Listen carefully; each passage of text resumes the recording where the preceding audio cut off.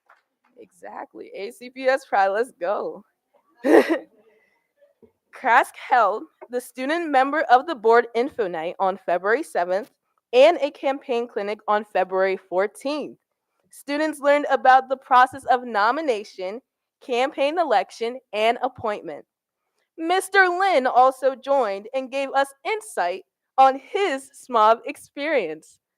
During the campaign clinic, attendees heard about creating a platform and worked in a team to advocate for a sample topic. If you are a junior and interested in running for SMOB, the nomination form, application, and other information can be found on the CRASK website, www.aacps.org/CRASK. The nomination deadline is Monday, February 26th at 4 p.m., and application materials are due on March 4th. The CRASK Constitution Revisions Committee sent revisions to the Constitution and bylaws along with the Oversight Committee nominees to SGAs to be ratified. Ballots are due back by March 4th. See your SGA advisors for questions. The CRASK Legislative Department, chaired by Mara Babb, has been on a roll with testimony during this legislative season. They have submitted on 3 education-related bills, testifying in person for SMOB voting rights, college and career readiness, and the Fairness in Girls Sports Acts. The team is currently drafting testimony in support of SB 909, Anne Arundel County Public School Innovative Scheduling Pilot Program.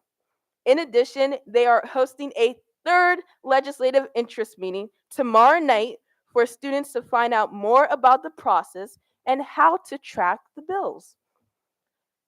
Be sure to check out the February episode of Teen Talk celebrating Black History Month. Host Zoe Prandy talked with Black Student Union members and student leaders about ways their school celebrates. You do not want to miss out on this episode, which can be found on the AACPS TV and our YouTube channel. Thank you and see you in March for the next CRASK update.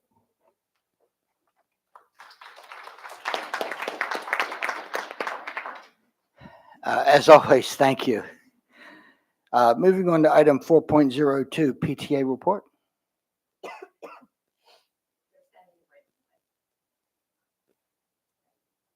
They're sending written report in. Okay, so no report. Okay. So we'll move on to item 4.03, the CAC report. Good evening. The Citizens Advisory Committee met virtually on February 12th.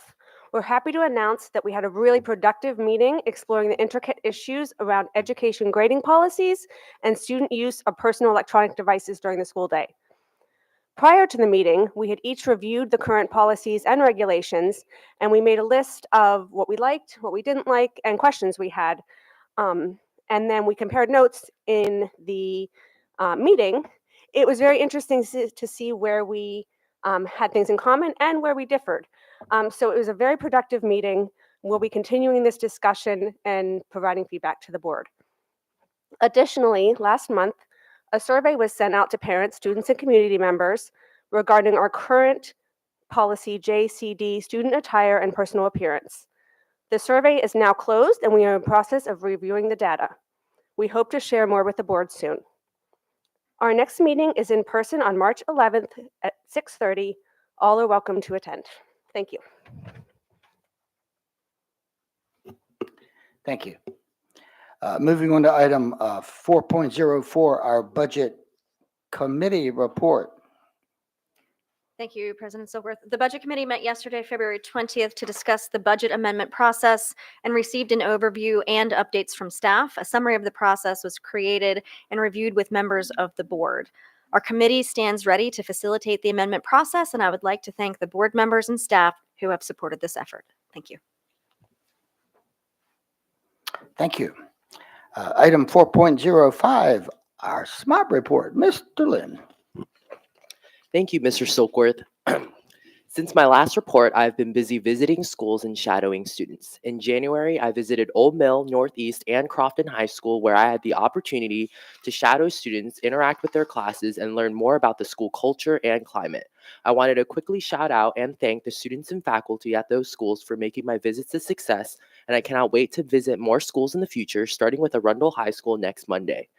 During these last 2 months, I also filmed the January and February editions of my monthly SMOB Minute, which students can find on the AACPS Instagram for recaps of board-related items from the months of December and January. I held 2 SMOB Advisory Council meetings, one virtual and one in person, where students had the opportunity to discuss issues prevalent in their schools and ways to advocate and combat those challenges.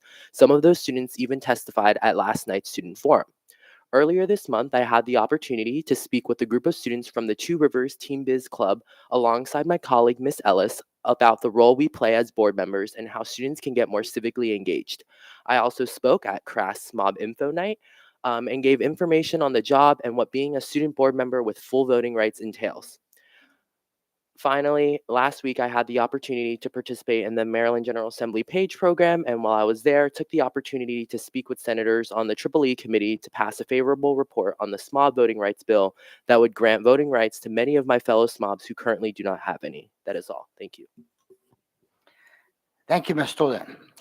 Item 4.06, the President's Report. I have a brief report this evening. On Wednesday of last week, Ms. Dent and I had the privilege to tour the Chesapeake Center for the Arts in District 1. Of course, for me, it was kind of a homecoming because that building was the high school and junior high school that I attended when a few years ago. And so it was different, but yet it brought back lots and lots of memories. I will tell you that this is a vibrant part of the Anne Arundel County community, and we certainly do thank Nicole Caracia and Donna Anderson, the executive director of the Chesapeake Arts Center, for their hospitality and for taking us on a tour of that wonderful facility. It's pretty clear that the arts are alive in Anne Arundel County. Earlier this afternoon, I had the opportunity with Dr. Bedell, Ms. Wilson, and a few others to testify in the legislature for House Bill 881, which is the 180-day bill. And I'd like to thank Ms. Wilson for all of her assistance in helping to make that happen. We are hopeful that Anne Arundel County Public Schools will be given the opportunity to pilot this very innovative program as we seek solutions over the next few years so that our outcomes for our students can be what we want them to be. It will mean a great deal to our students. Our advocacy for this will have to continue. So that is my report. Moving on to item 4.07, Superintendent's Report.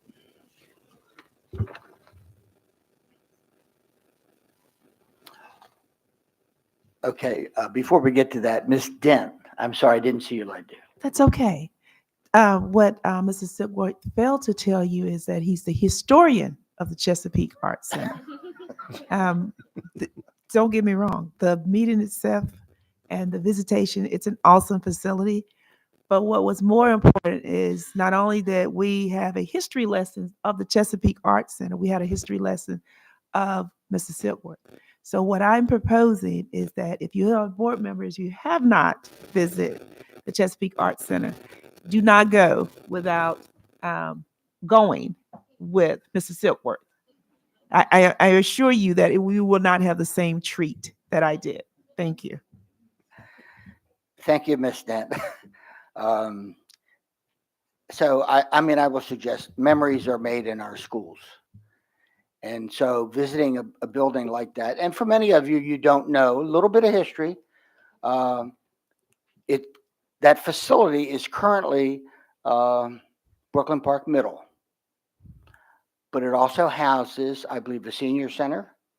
It also houses a health center. It houses some folks that work with recreation and parks.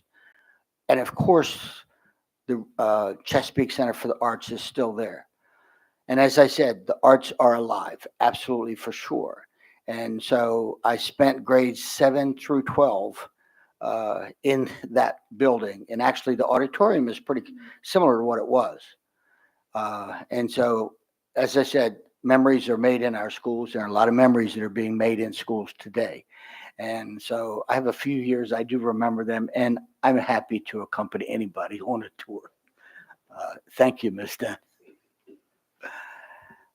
Dr. Bedell. All right, thank you, Mr. President.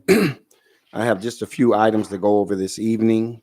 I want to start off with our vacancies where we continue to hold steady, as you can see on the screen. It's important to note that at this juncture in the school year, the classroom teacher won't change much moving forward, as our Division of Human Resources turns its attention to staffing schools appropriately for the upcoming school year. That work is critical to our success as we move forward. And as you can see on this slide, speaking of that work, I want to put in a plug for our upcoming teacher recruitment job fair, which will take place on Saturday, March 2nd at Savannah Park High School. Representatives from all of our schools will be there ready to talk to candidates. If you are someone you know is interested in being a part of our AACPS family, register for the fair at www.aacps.org/teacher job fair, as you can see here on the screen. Next, some of our executive team and senior staff were able to join me last week at AASA conference. That is the National Association of School Administrators Superintendents Conference.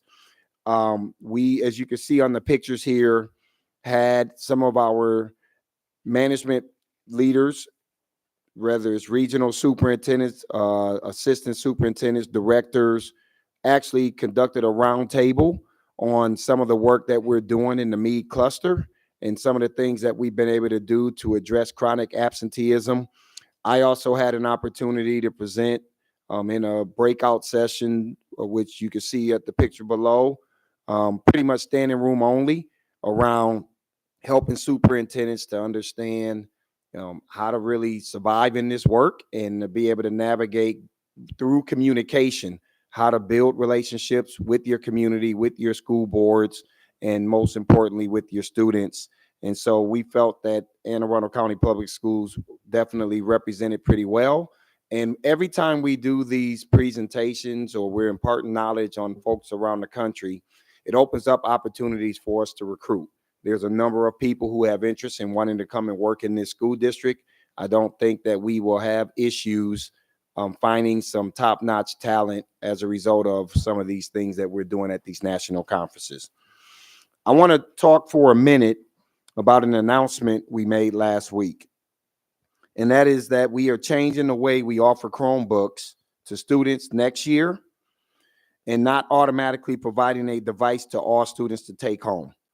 Before I get into the specifics, I want to repeat two things I said last week so they are absolutely clear, so there is no confusion or misunderstanding about the changes we are making. Students will not lose access to devices. Students will not be charged to get devices through our loaner program to take home if they need one. In fact, as an example, families who are not sure that they will have enough devices at their home, should virtual learning become necessary, will be encouraged to borrow enough so that will not be the case. We want to make sure that this is a barrier-free experience for every single one of our students. Now, these changes are necessary because of the expiration of COVID-related funding through which the devices were purchased during the pandemic and the continually rising cost of repairs.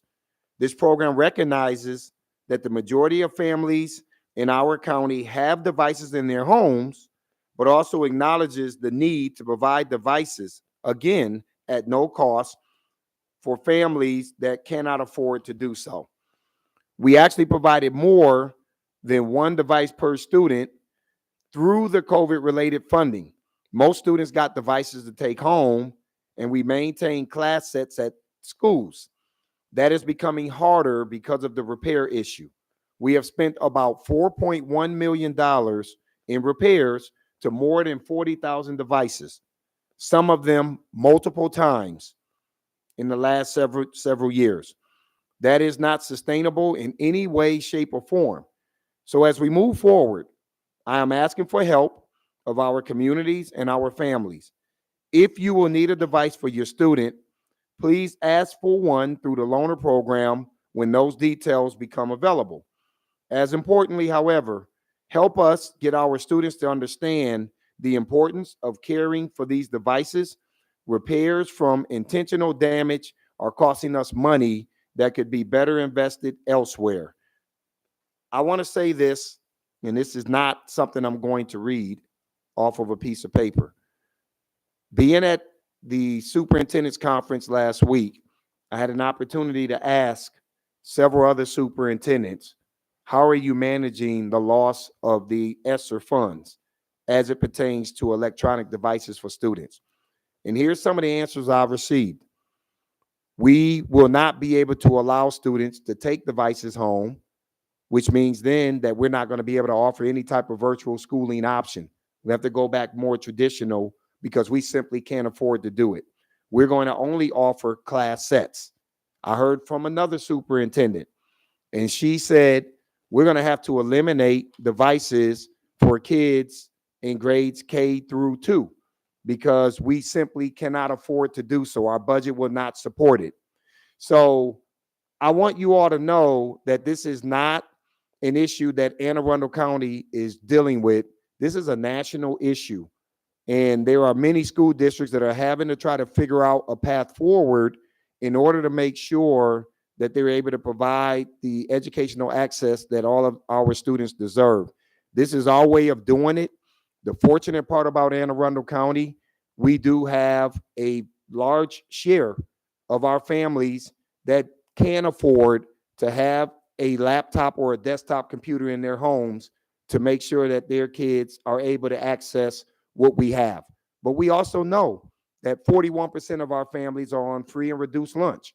That means 4 out of 10 families are going to need support, and we have to be able to provide that support, because my job, for many of you who are in here as parents and for our students, is that if we have inclement weather days, we need to leverage the ability to be able to educate you virtually, because here's what I know you don't want to have happen: us being in school until the end of June, right? I'm looking at head shake over there. So, you know, we have to do this, and we have to work together as a community to make sure that we can provide the educational opportunities for our kids. So thank you.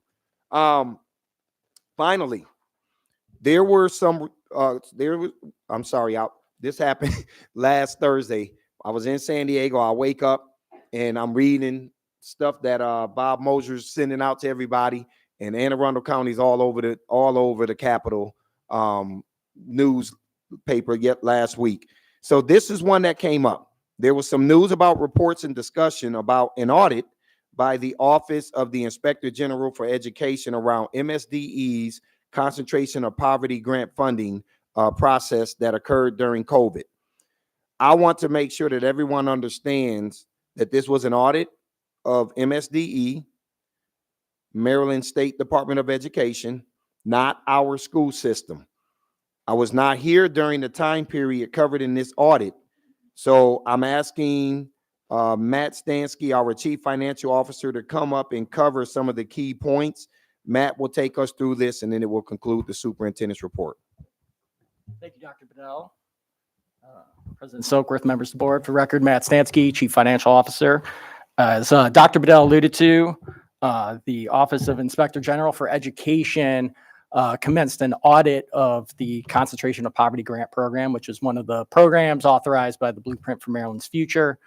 They looked at 8 jurisdictions that received the funds, but that did not have more than 40 schools. There's 2 jurisdictions, Baltimore City and Prince George's County. They had over 40 schools, which allowed them to have some more central oversight of the program at the district level compared to the 8 of us who were unallowed or were not allowed to have such oversight. And so that audit commenced and obviously was released on February the 6th.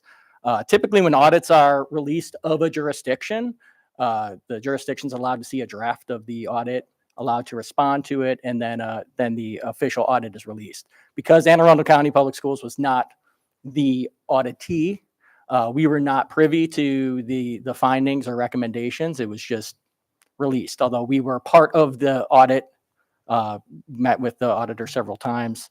And then obviously there was data in there associated with our jurisdiction that I want to walk through to make sure we have a solid fact base and there's a better understanding of the circumstances that the district was under at the time, right? So we'll start with fiscal 20.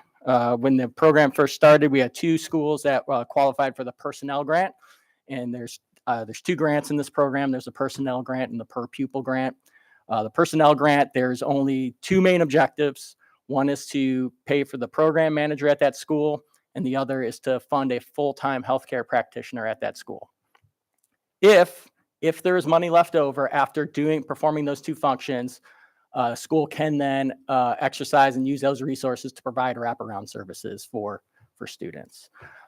Through rules from MSDE, districts were allowed to carry over any unspent funds. So on July 1st, 2019, we hired our 2 program managers at those 2 schools and the nurses. The grant award is about $498,000. That first year, we spent about $406,000 of it.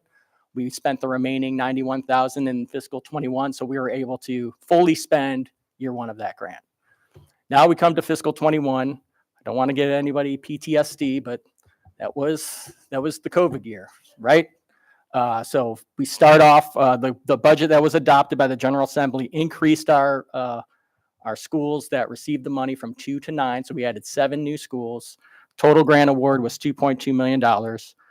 We commenced posting for those positions. Then on June 26th of 2020, Secretary Brinkley gave a presentation to the Board of Revenue Estimates, indicating that the state was looking at a $4 billion deficit due to early revenue projections of COVID-19.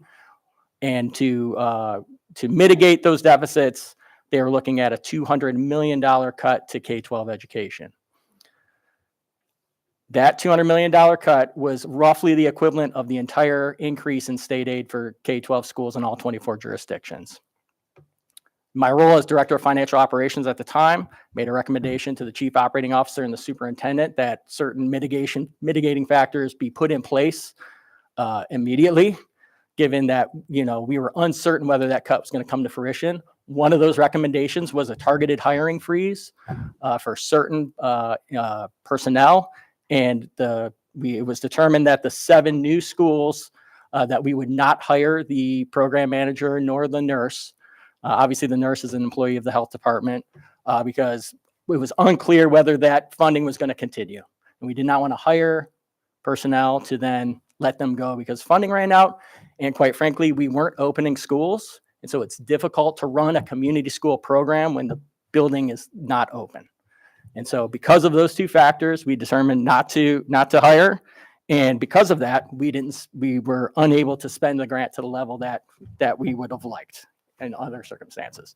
So in fiscal 21, of the $2.2 million, we only spent $829,000. That was obviously once we knew the cuts weren't going to come to fruition, right? We got an announcement in December that revenues were looking better. So we weren't going to have this cut. We immediately began to hire those program managers and those nurses. But again, we had roughly, $1 million that we had to carry over into the next fiscal year.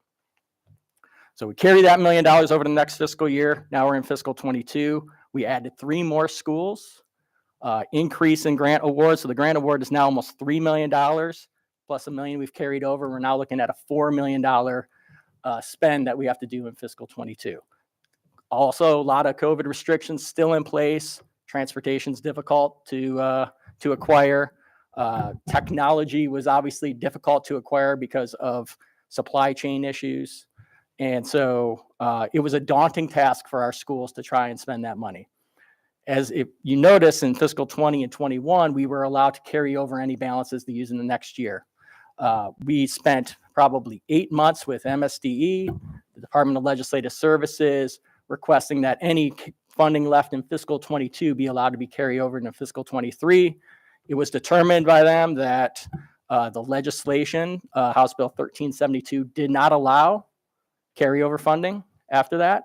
And so we were put in a situation where we had to spend nearly $4 million at these schools by June 30th of 2022. We put plans in place to attempt to do that. The schools, I think, did an admirable job trying to spend down as much as they could. We got to roughly March of 2022, put together last plans. The direction was to execute those plans to the best of your ability.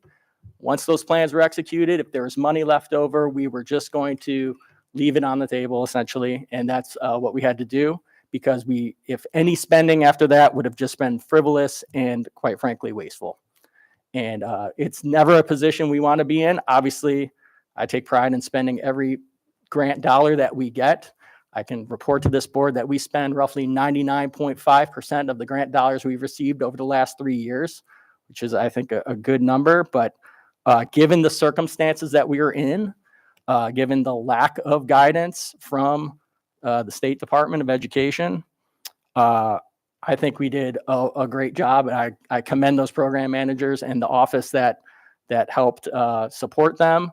I would say through the vision of Dr. Bedell and this board, we've had to dip into local funds, reallocate resources to help support these schools centrally, because we are still not allowed to this day to support using any of that grant money to support those schools. That is not best practice. If you look at any federal grant, we are not only allowed to take administrative costs for finance and HR, but we're also allowed to create a structure centrally that can support those schools to make sure that they implement their plans with fidelity.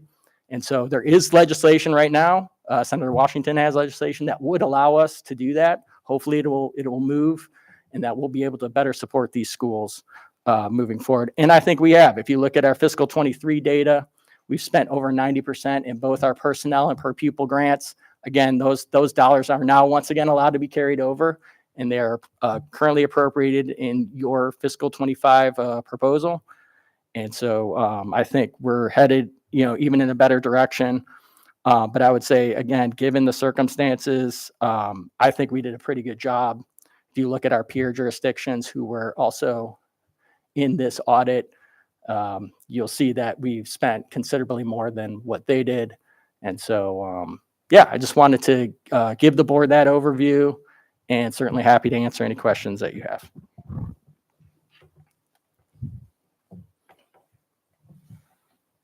Dr. Tobin.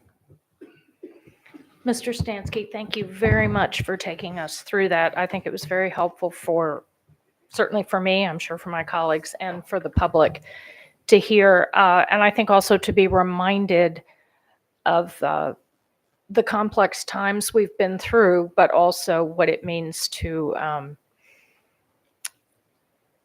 roll out something as large and complex as the blueprint legislation, of which the concentration of poverty grant is a part.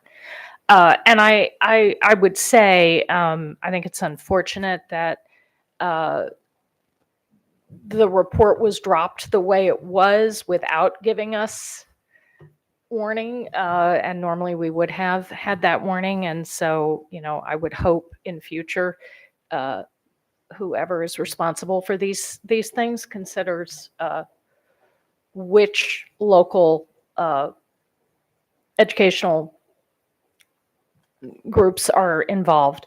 But also just as a reminder of however frustrating it may be not to have spent some of the money that we were granted, I would rather be sitting on that side of this problem than having been accused of spending money that we were not supposed to spend. So I commend you for making very prudent choices. Nobody has a crystal ball and can see everything coming, but I think your actions in this, as always, are indicative of the highest ethical standards and continuing to protect this system in the best way that you can. So thank you very much for your work on this. Ms. Tobin, if I can just say to Matt and the team, the alternative is that that's also a story. So I feel like we did the right thing, and I do agree. I appreciate you coming up here and updating everybody and taking them through how we got to where we were. So thank you. I do want to say, just so we all know, so the next step is there will be 8 individual audits released by the OIG. That is supposed to be coming in March. And so to your point, Dr. Tobin, hopefully we have the draft and can adequately respond.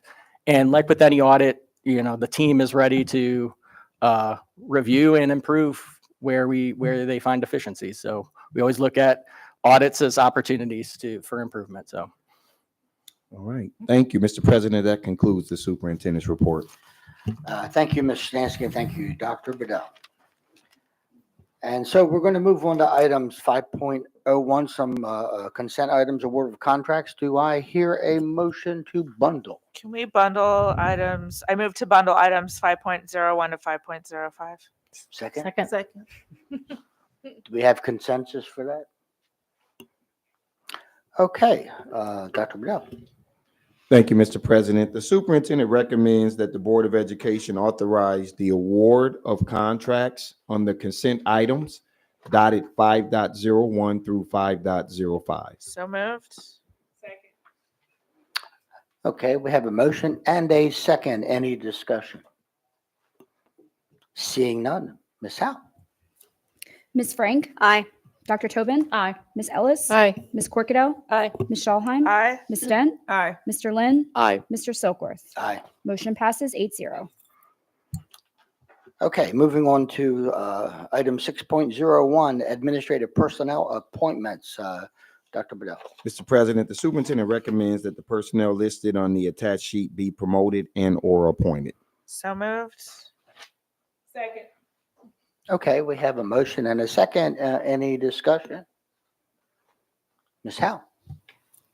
Ms. Frank? Aye. Dr. Tobin? Aye. Ms. Ellis? Aye. Ms. Corkadell? Aye. Ms. Schalheim? Aye. Ms. Dent? Aye. Mr. Lynn? Aye. Mr. Silkworth? Aye. Motion passes 8-0. Okay, so moving on to item 6.02, educational equity code AF on its third reading. Ms. Wilson. Thank you, Mr. President. This is the third reading for this policy. We will have Grace Wilson to come up. I will go ahead and offer my recommendation. The superintendent recommends approval of policy AF, subject to final correction for style and format. Good evening, President Silkworth, Vice President Frank, and members of the board. For the record, Grace Wilson, Legislative and Policy Specialist. Policy AF, Educational Equity, is before you this evening on third reading. The policy ensures that AACPS has procedures and best practices in place to provide for educational equity and eliminate obstacles to accessing educational opportunities for all students. And I'd be happy to take any questions you may have. Okay, Ms. Shaw. I have no questions, but I do have a motion when appropriate. Do we have anyone with questions? Okay, Ms. Shaw. I move that we approve this policy as written, giving room for tech edits and Style and formatting. Yes. Second. Okay, we have a motion and a second. Any discussion, any question? Ms. Howe? Ms. Frank? Nay. Dr. Tobin? Aye. Ms. Ellis? Aye. Ms. Corkadell? Aye. Ms. Schalheim? Aye. Ms. Dent? Aye. Mr. Lynn? Aye. Mr. Silkworth? Aye. Motion passes 7-1. Okay, we're moving on to item 6.03, school calendar. School calendar. Again, for the This record- is second reading, I believe. Yes, again, for the record, Grace Wilson, Legislative and Policy Specialist. Policy IB, school calendar, is before you this evening on second reading. The policy was adopted in May 2006 and is being revised to reflect the current practices used to develop and adopt the school calendar. There were no comments received during the 30-day public comment period, and the policy will be back before you on March 6th for third reading, and I'd be happy to take any questions you may have. I do not see any lights. There are no comments, no questions. Okay, very good. So we're moving on to item 6.04, community use of facilities, code case C. Policy KC, community use of facilities, is on second reading this evening. The policy is being updated to account for the expanded use of school facilities required by the Blueprint for Maryland's Future, including community school uses and nonprofit providers operating in our schools under the Maryland Consortium on Coordinated Community Supports Grants. There were no comments received during the 30-day public comment period. As with policy IB, this will be back before you on third reading on March 6th, and I'd be happy to take any questions you may have regarding this policy. Ms. Crocodile. Thank you, President Silkworth. This is not necessarily a question of the policy, but what's contained in the policy. So the expansion and blueprint. So does this give us an opportunity, because I think there was an intent on it, to provide more rigor, more enhanced wraparound services for students as well as the community, because the community is the extension of the support of the students? Yes, the policy has been expanded to permit the community use of facilities for social, emotional, physical, and behavioral health, in addition to the things that were already established in the policy. So that's very much our intent. So we could start to allow providers then to provide certain mental health services, for example? Yes, that's the purpose of this policy is, for example, we have grants that come through the consortium to providers to provide those services in our schools. The policy and regulation are being updated to reflect those uses of our school facilities. All good. Thank you. Okay, seeing no more lights, no more questions. Thank you. So we'll next move on to item 6.05, items of legislation. Ms. Wilson. For the final time this evening, I'm Grace Wilson, Legislative and Policy Specialist. You all have my items of legislative exhibit in front of you. I'd be happy to answer any questions you may have about the legislation contained within or my recommended positions.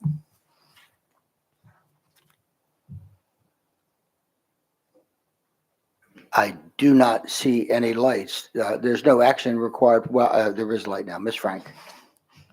Yes, I don't have any questions, but at the appropriate time, I would like to potentially make a motion.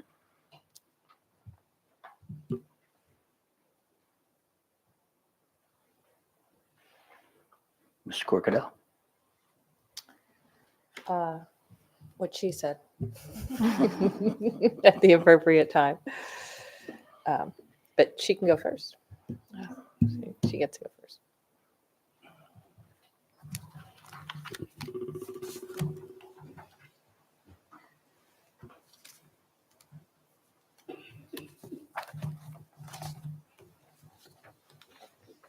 Didn't hear you calling me. I apologize. So I had some concerns about our position on HB 0785, the Freedom to Read Act, specifically that public school libraries should probably not be addressed in the same bill as county public libraries or state agency libraries. There were several law, policy, and other reasons for them to be treated separately. And there's a big difference between true public access libraries and an elementary and a secondary access school.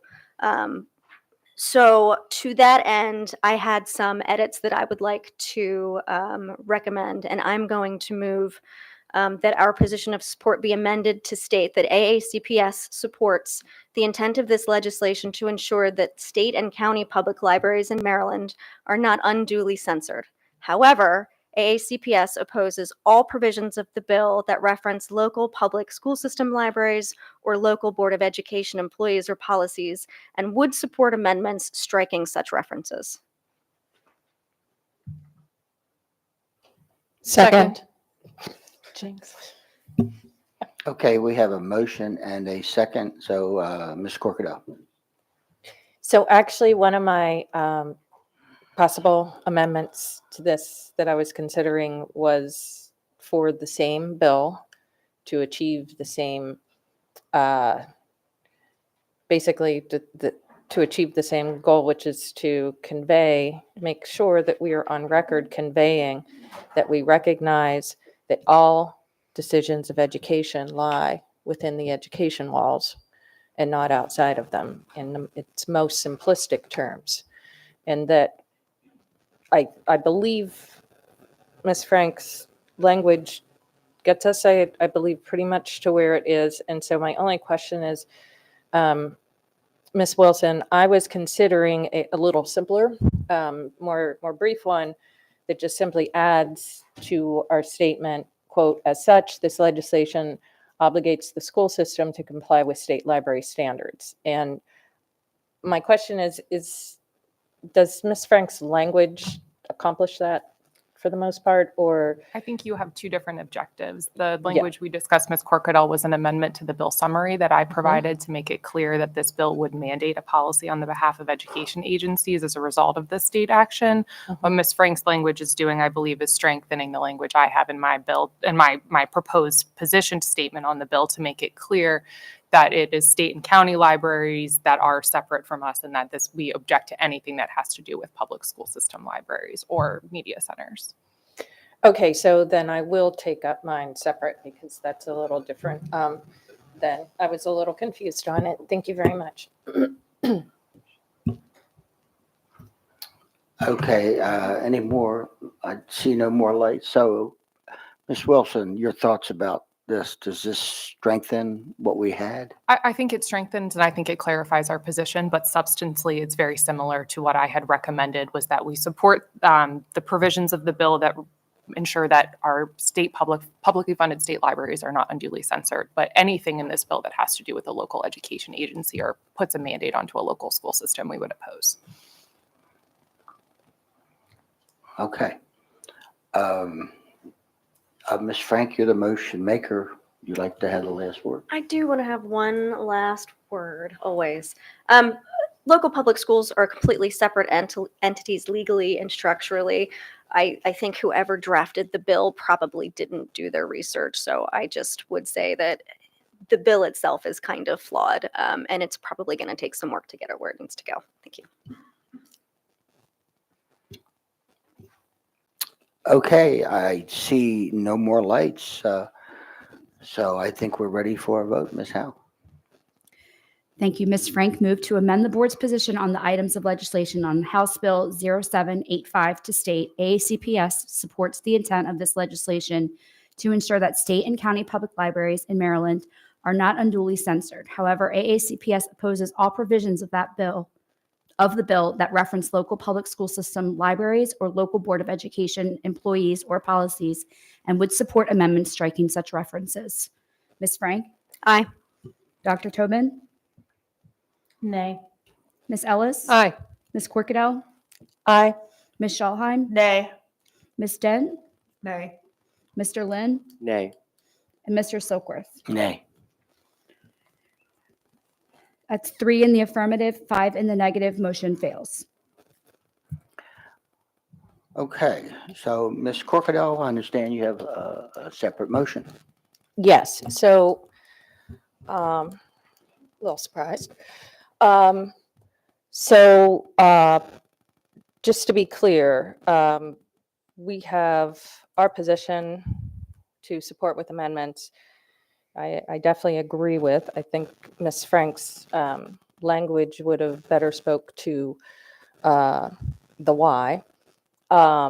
We feel that way, but as it reads, I would like to, regardless of that outcome of how it was stated, I think we need to clarify the summary, because it's important to recognize that our bosses is the state board.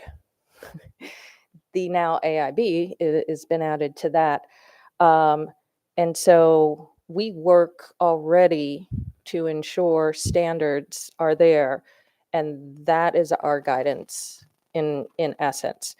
And there is not a district that I'm aware of supporting this without the amendments that speak in a little expanded form, like Ms. Frank had said. But as Ms. Grace has well pointed out, what I wanted to do was to do some plain English. This is the bill summary as to what is the implication of the legislation itself. And this is a clarifier that helps us better state and articulate our position with our legislator, with the MGA. And so, Ms. Howe, could you please read the amendment that I had given to you? And there's, I believe, hard copy members should have. Ms. Corkett, I'll move to add to the Freedom to Read bill summary as follows. Quote, as such, this legislation obligates the school system to comply with Maryland library standards, end quote. Thank you very much. I move to advance my motion to include in the bill summary. As such, this legislation obligates the school system to comply with state library standards. Second. Okay, we have a motion and a second. Ms. Dent? So I really just, for me, for its clarity, we oppose in the write-up that you've done, that we oppose the bill as it puts as it speaks to the public school system. Is that accurate? Yes, we support the bill with the amendments being that we request to be removed. Okay, so we support, okay, Yeah. there it is, thank you. So I guess I'm trying to understand, is it the narrative that between Ms. Frank and Ms. Corkadale is what we're trying to do is strengthen what we've already supported? Is that what we're trying to get to? Mine is a clarification to make sure that they understand precisely the aspect of our amendment interest. So in other words, and this is based on some feedback and some additional conversations I've attended. I'm a member of the CSUM board for MABE, and this came up as conversation, and there were some other conversations that I have had in the interest of advancing and advocating for our legislative platform in recent weeks. And there seems to be a little confusion as to why the school systems would not want to have the bill as written. And as current law indicates, nobody but the education arena is, overseeing our libraries, because our libraries are an extension of our instruction and educational purposes.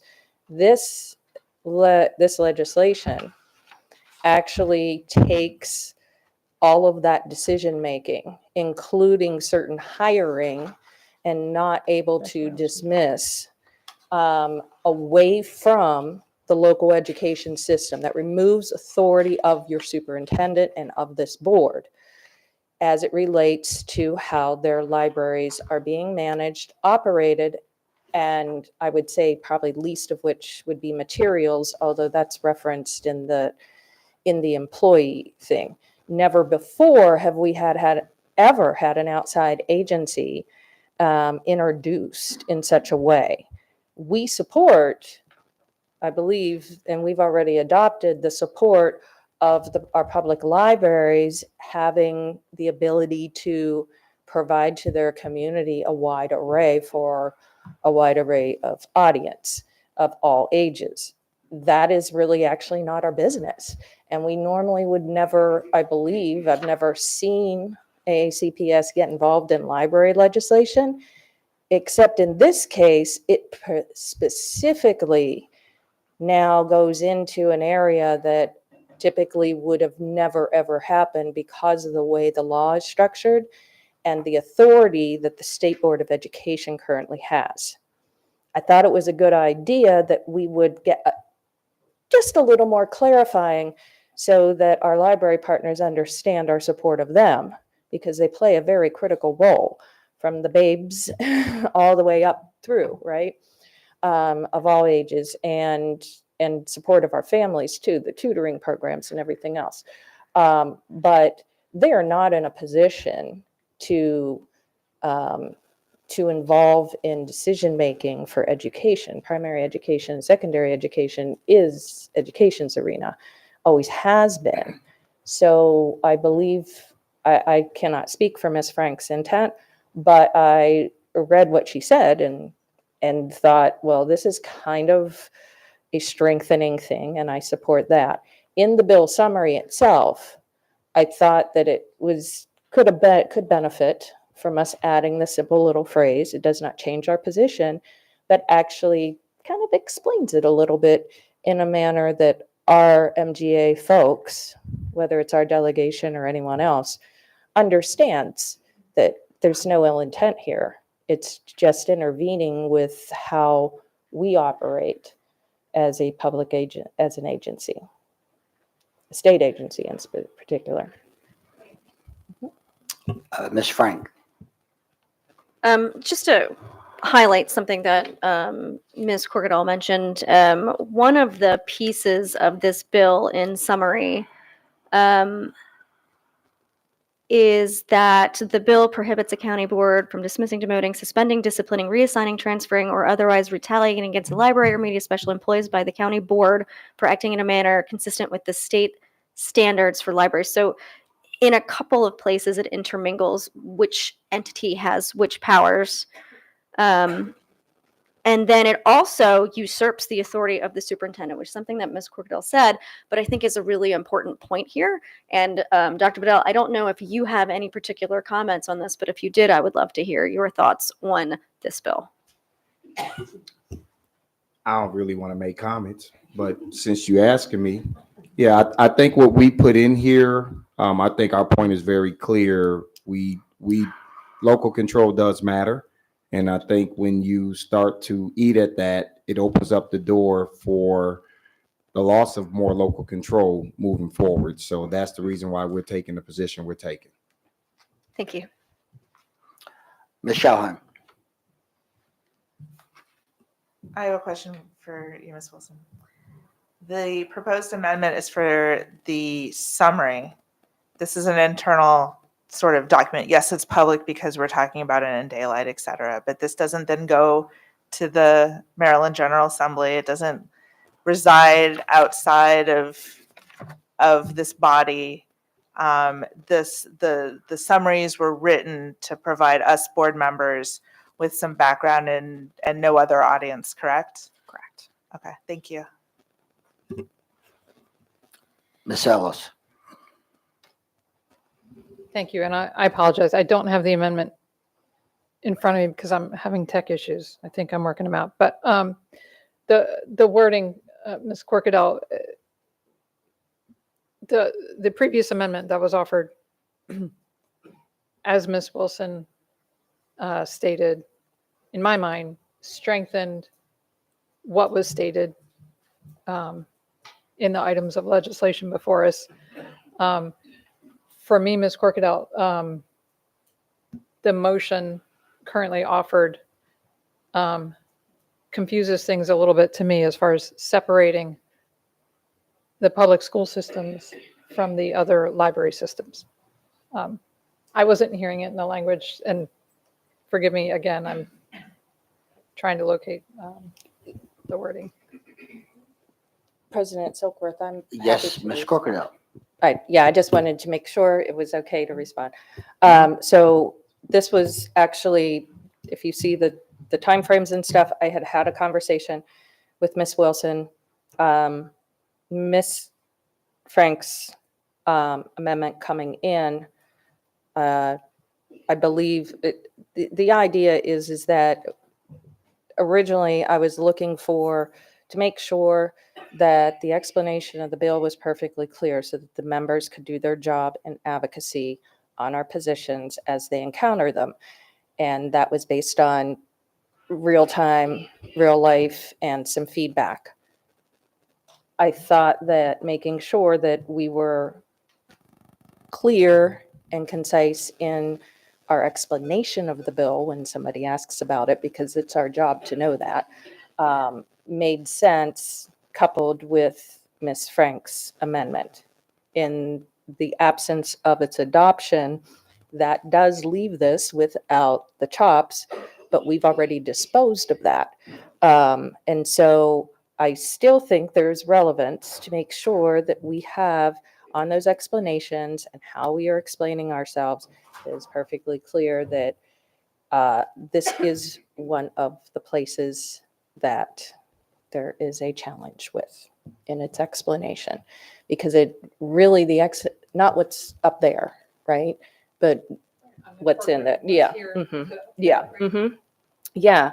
When you combine that, making sure that we have accurate information that's expanded and based on conversations, it was not clear to all members.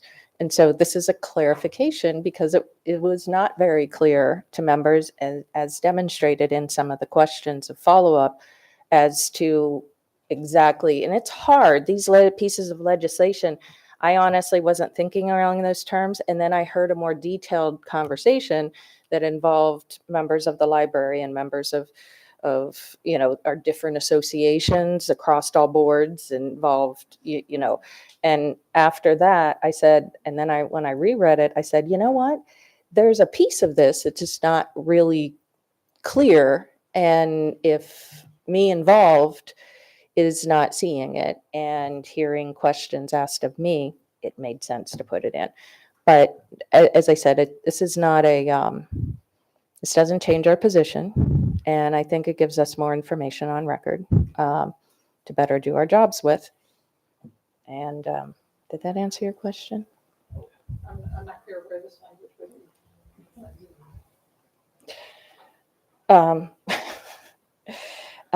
Actually, I had asked that when I submitted it to Ms. Howe, so I'm going to have to defer to Ms. Wilson, because I said, I'm not sure where we're adding it to. And I say that, I mean, I made the motion, obviously, but in reality, if you wanted to give the technical insertion, because that was not, that I think that would be fair.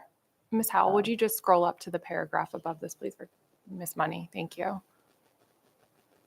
And I'm also going to point out that, yes, we do share some of this from time to time with key members of our stakeholders, these summaries. As I said, back to just how you're doing your job, and it does make our job easier, and it does not take away anything from our position. So, thank you. And I'll just, while you're pulling that up, if you can just highlight where that, maybe where the insert would be. Sure, Diane. But I'm also going to point out that, negotiations and how we work with our legislators, that seems like a lot of micro word scripting, but actually that is the difference between good and great as it relates to negotiations. Sometimes a single word, and versus or, other types of things can make a huge difference in its implication and how someone reads it. And so it does seem micro, but I do think it is worthy of consideration. And so I would recommend, if you're including this language, that it be inserted between the first and second sentence of this last paragraph of the bill summary, so that it would read, furthermore, any school library that receives funding from the state is required to adopt and follow a written policy consistent with the state standards for libraries. As such, this legislation obligates the school system to comply with state library standards. This bill also prohibits a county board of education from dismissing, demoting, suspending, disciplining, reassigning, transferring, or otherwise retaliating against a librarian or media specialist employed by a county board for acting in a manner consistent with the state standards for libraries. Thank you. Mm-hmm.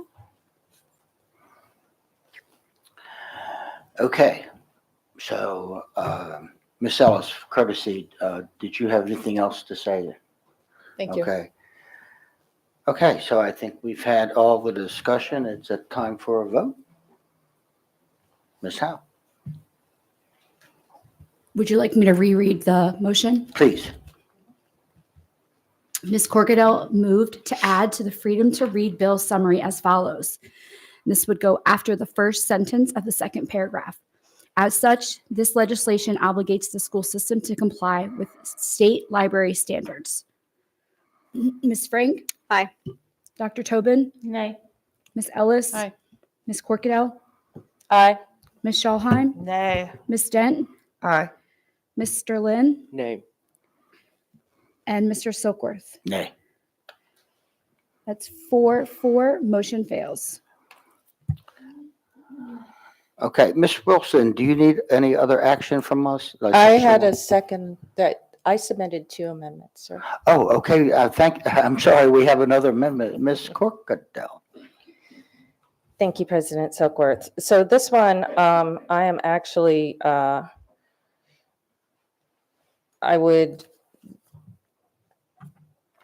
this is regarding HB 1395.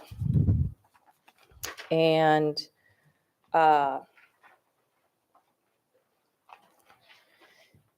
we take support with amendments when we recognize the merit of the legislation. But the details may not be palatable. And I will say that a lot of times in the past, we have not intervened in some things specific to between the board and MGA of Anne Arundel County. However, what we have been doing for the past couple years, I'm going to speak to what we have done in history just to clarify, because there is a piece of this that is contained in another future action item that I do not want to speak to or open up for merited debate untimely, but we have in the past made a request for this particular position to be funded. And just like many of the other things that we incorporated over the past several years in the Gibson audit and similar, understanding that our roles have changed and that the needs of the board has likewise also changed is one of the reasons that we have requested a constituent service individual, which could also has been interchanged with ombudsman in the past. Their definitions are different but similar in their function, because quite frankly, when we went into COVID, we were not able to meet our constituent service obligations as board members. And as great and awesome as Ms. Howe and Ms. Money are, they only have 24 hours in a day and each have two hands. And so our needs have actually exceeded what the average elected official is.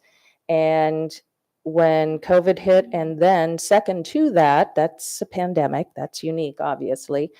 But when we changed the start times, when we have engaged in redistricting in the past, not this past one, but in priors, it was evident to at least some of our elected officials as they were receiving complaints that they're not getting responses.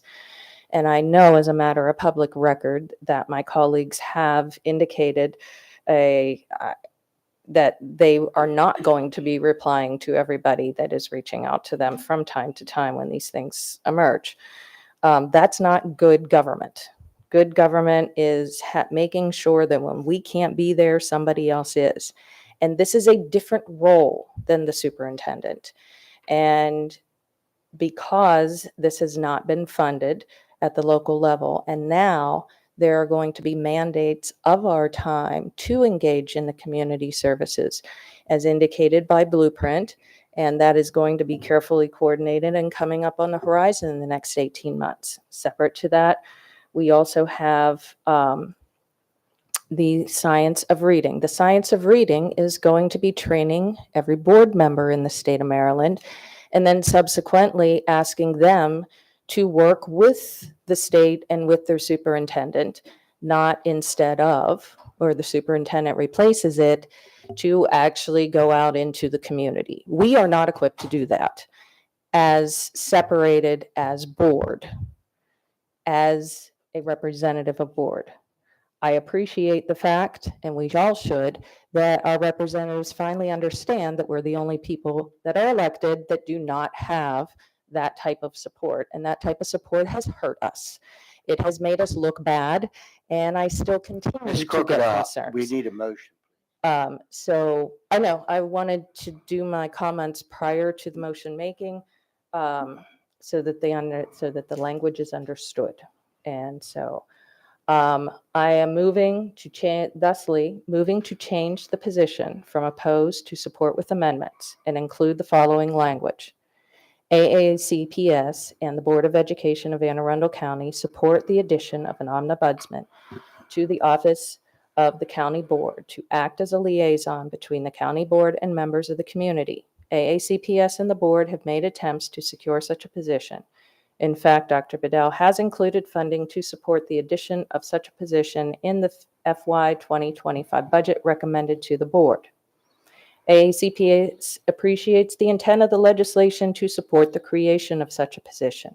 However, AACPS opposes legislation which reduces or circumvents local board authority and creates unfunded mandates. Accordingly, AACPS requests that this legislation be amended to require the county board to hire an ombudsman, but to strike all other provisions of the bill regarding the hiring, responsibilities, and salaries of the ombudsman. Second. Okay, we have a motion and we have a second. I'm not quite sure the order. I'm going to go with Ms. Shaheen first. I would like to remind this body that we have never supported unfunded mandates. We've never supported items of legislation that have dictated how we staff our school system.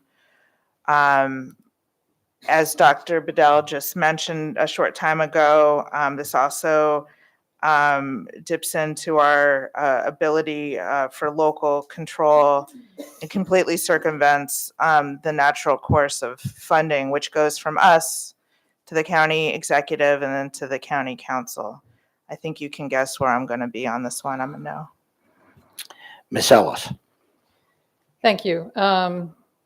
I'll start by saying this board has absolutely supported legislation that increases obligations at the county level, starting with the blueprint.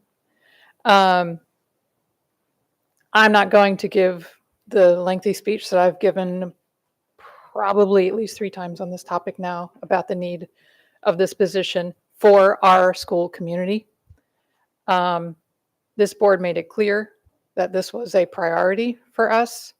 The board submitted this position to the county last budget cycle.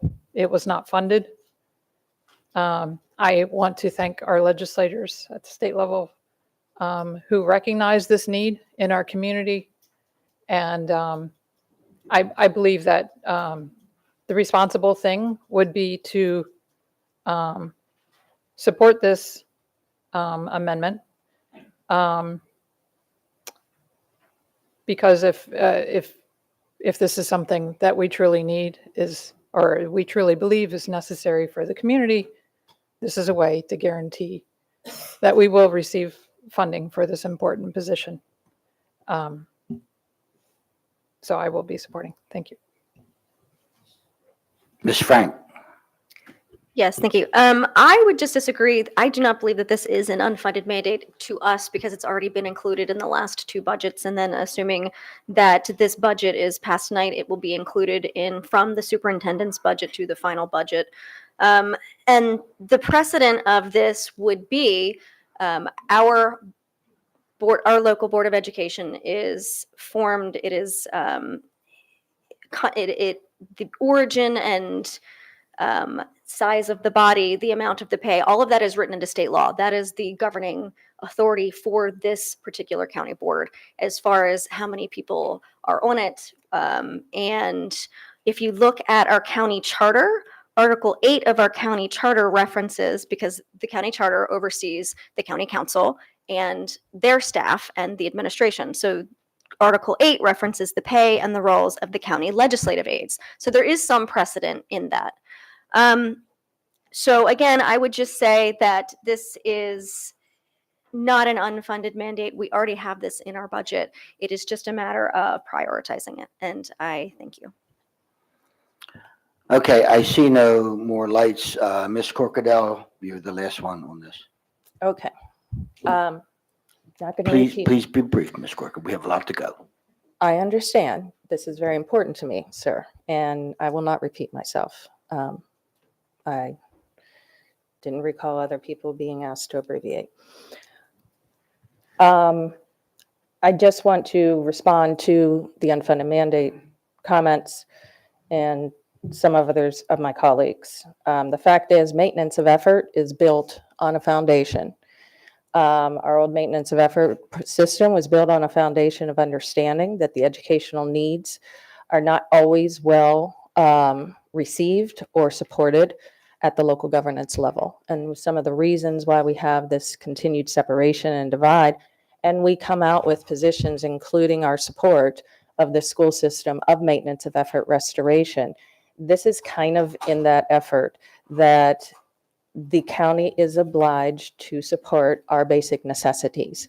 And as admirable and martyr as it may be, to say, no, no, no, I can do without, our community has well demonstrated that they continue to suffer as a result of that. And our legislators' understanding of that, verbally and through this legislation, is greatly appreciated, and is counter to our placing it in the budget, so hence support with amendments. Thank you. So I see no more lights. I think we can move to the vote. Ms. Howe, Would you like me to reread the motion? please.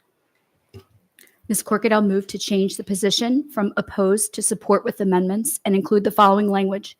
AACPS and the Board of Education of Anne Arundel County support the addition of an ombudsman to the office of the county board to act as a liaison between the county board and members of the community. AACPS and the board have made attempts to secure such a position. In fact, Dr. Bedell has secured funding to support the addition of such a position in the FY25 budget recommended to the board. AACPS appreciates the intent of this legislation to support the creation of such a position.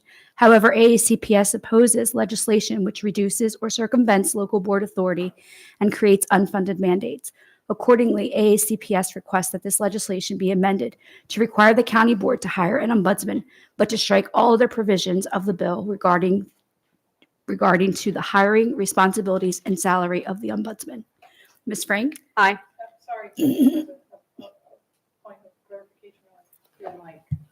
Sorry.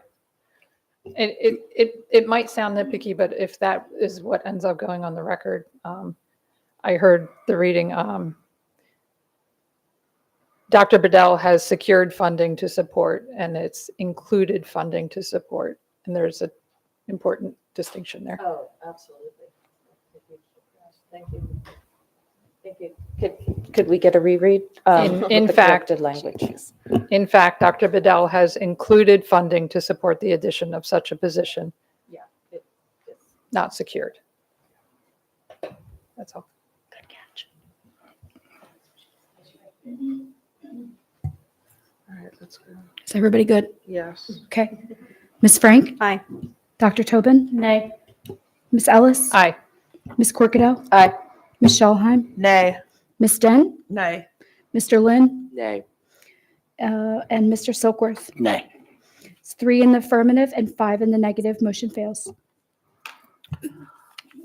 Okay, Ms. Wilson. That's all for me this evening. Thank you all so much. Okay. Okay, we're going to move on to item 6.06, Superintendent's Recommended Fiscal Year 2025 Capital Budget. Dr. Bedell. Thank you, Mr. Chair. The superintendent recommends approval of the FY 2025 capital budget and 6-year plan and any approved adjustments. So moved. Second. Okay, we have a motion and a second. I believe, do we not have an amendment? Ready? Okay, Do you wanna take take care of the amended first, yes. And who's going to propose that amendment? I have an amendment. I amend the superintendent's to include the superintendent's recommended capital budget to fund Anne Arundel High School students' design for gender neutral changing spaces subject to final design approval. Second. Okay, so we have a motion for an amendment, and we have a second. Ms. Ellis. Thank you. I think people will pretty quickly see throughout the evening that I'm not inclined to inflate our budget whatsoever. But that being said, these are my wildcats. I'm a wildcat, and I was able to tour the school and see the incredible work of these students. I think it makes a real statement for for programs like this. And so I will be supporting this one. Thank you. Dr. Tobin. Thank you. Yes, I crafted this amendment. I will be supporting it. I encourage my colleagues to support it. I think for reasons that Ms. Ellis has just said, this represents exactly the kind of thing we hope comes from our students learning. This was a student-led project. I think it is, and members will remember they came before us last spring and presented on this project. This is in fact a project that will not benefit the students who are designing it. They saw something that they thought their colleagues needed, and they went about figuring out how to do this. And this is, as many have heard me laud, what I think of as real project-based learning. That's what this is. This is not activities-based learning. This is a project. This is a problem that needed to be solved. And the students saw it to the end. And so I think it sends an incredible message if we support this, and I urge my colleagues to support it. And even though the Wildcats are not in my district, go Wildcats. Ms. Dent. So I own the whole district, so. No. But all seriousness, what I love about the program was so students are out thinking the progress on where a lot of schools inside of AACPS is headed, and that is identifying things that needs to be of the future and all inclusive. I think that this program here with the gender neutral changing spaces is something that needs to be highlighted. Yes, it is because of the capital budget, but highlighted more so that inclusivity and that everyone feels that that they have a place in AACPS. So I do support the amendment, but I also want to highlight just the forward thinking of the students that came before us and make sure that they know that their thoughts and that their work will not go in vain. Thank you. Ms. Schauheim. I loved this idea when it came before us last spring. I love it now, and I'm happy to support it. Thank you. Ms. Frank. Since there's several amendments that I'm not going to be supporting tonight, I did want to at least say that this one I do support. And while I also agree that adding to the budget is not necessarily something that I think is a great idea, I do think that there's a big difference, and I think it should be noted that capital improvements are very different than operating improvements and operating budget. So capital improvements, we do have a huge backlog in our county, and the more that we can get our buildings refurbished and updated, I think is a positive thing. So I will be supporting this as well. Okay, I also had the opportunity to go to Arundel, the home of the Wildcats, and witness what they have done. It is absolutely off the charts. It is truly, as Dr. Tobin said, this is a project-based learning. And so I certainly will be supporting that. I see no more lights. I think we can go to a vote. Ms. Howe. Ms. Frank moved to amend the superintendent's recommended capital budget to fund Arundel High School students designed for gender neutral changing spaces, subject to final design approval. Aye. Ms. Frank. Dr. Tobin? Aye. Ms. Ellis? Aye. Ms. Corkadell? Aye. Ms. Schauheim? Aye. Ms. Dent? Mr. Lynn? Aye. Mr. Silkworth? I've never seen Ms. Frank so anxious to support a budget amendment. Aye. Motion passes 8-0. Thank you. Building it. Okay, so that brings us up to the motion to approve the capital budget as proposed by Dr. Bedell and as amended. Yeah, I moved to approve the capital budget as amended. As amended, and we have a second? Second. Do we have any discussion? Seeing none. Ms. Howe? Ms. Frank? Aye. Dr. Tobin? Aye. Ms. Ellis? Aye. Ms. Corkadell? Aye. Ms. Schallheim? Aye. Ms. Dent? Aye. Mr. Lynn? Aye. Mr. Silkworth? Aye. Motion passes 8-0.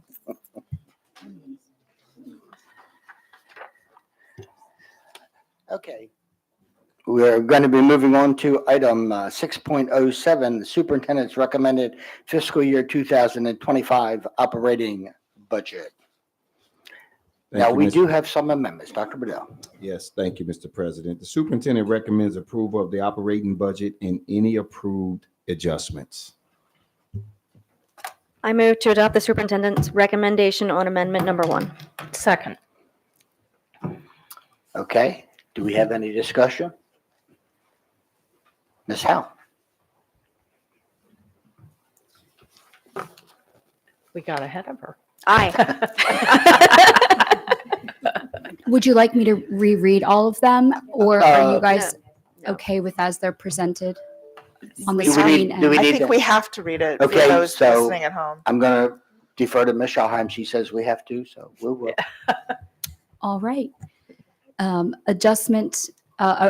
Amendment number 1 is to adjust the revenue and expenditures based on the governor's proposed budget, concentration of poverty, increased by 11,287. No, is that right? Yes, that's Yes. Transitional supplemental instruction decreased by 151,380. College and career readiness decreased by $1,228,276. Workforce development decreased by $35,335. Ms. Frank? Aye. Dr. Tobin? Aye. Ms. Ellis? Aye. Ms. Corkadell? Aye. Ms. Schallheim? Aye. Ms. Dent? Aye. Mr. Lynn? Aye. Mr. Silkworth? Aye. Motion passes 8-0. Ms. Frank? No, we're on amendment 2. I move to adopt amendment 2 in accordance with the superintendent's recommendation. Second. Okay, we have a motion and a second. I see no lights. Ms. Howe? In accordance with Blueprint In accordance with Blueprint requirements regarding the definition of teacher and aligning to the financial reporting manual for the Maryland Public Schools for the superintendent recommends transfer of funds from the instructional salaries and wages category to the mid-level administration category to appropriately align costs associated for resource teachers and teacher specialists. Ms. Frank? Aye. Dr. Tobin? Aye. Ms. Ellis? Aye. Ms. Corkadell? Aye. Ms. Schallheim? Aye. Ms. Dent? Aye. Mr. Lynn? Aye. Mr. Silkworth? Aye. 8-0, motion passes. Okay, Amendment 3, Ms. Frank? I move to adopt amendment number 3 as per the superintendent's recommendation. Second. Okay, we have a motion and a second. Any lights? I don't see any lights. Ms. Howe?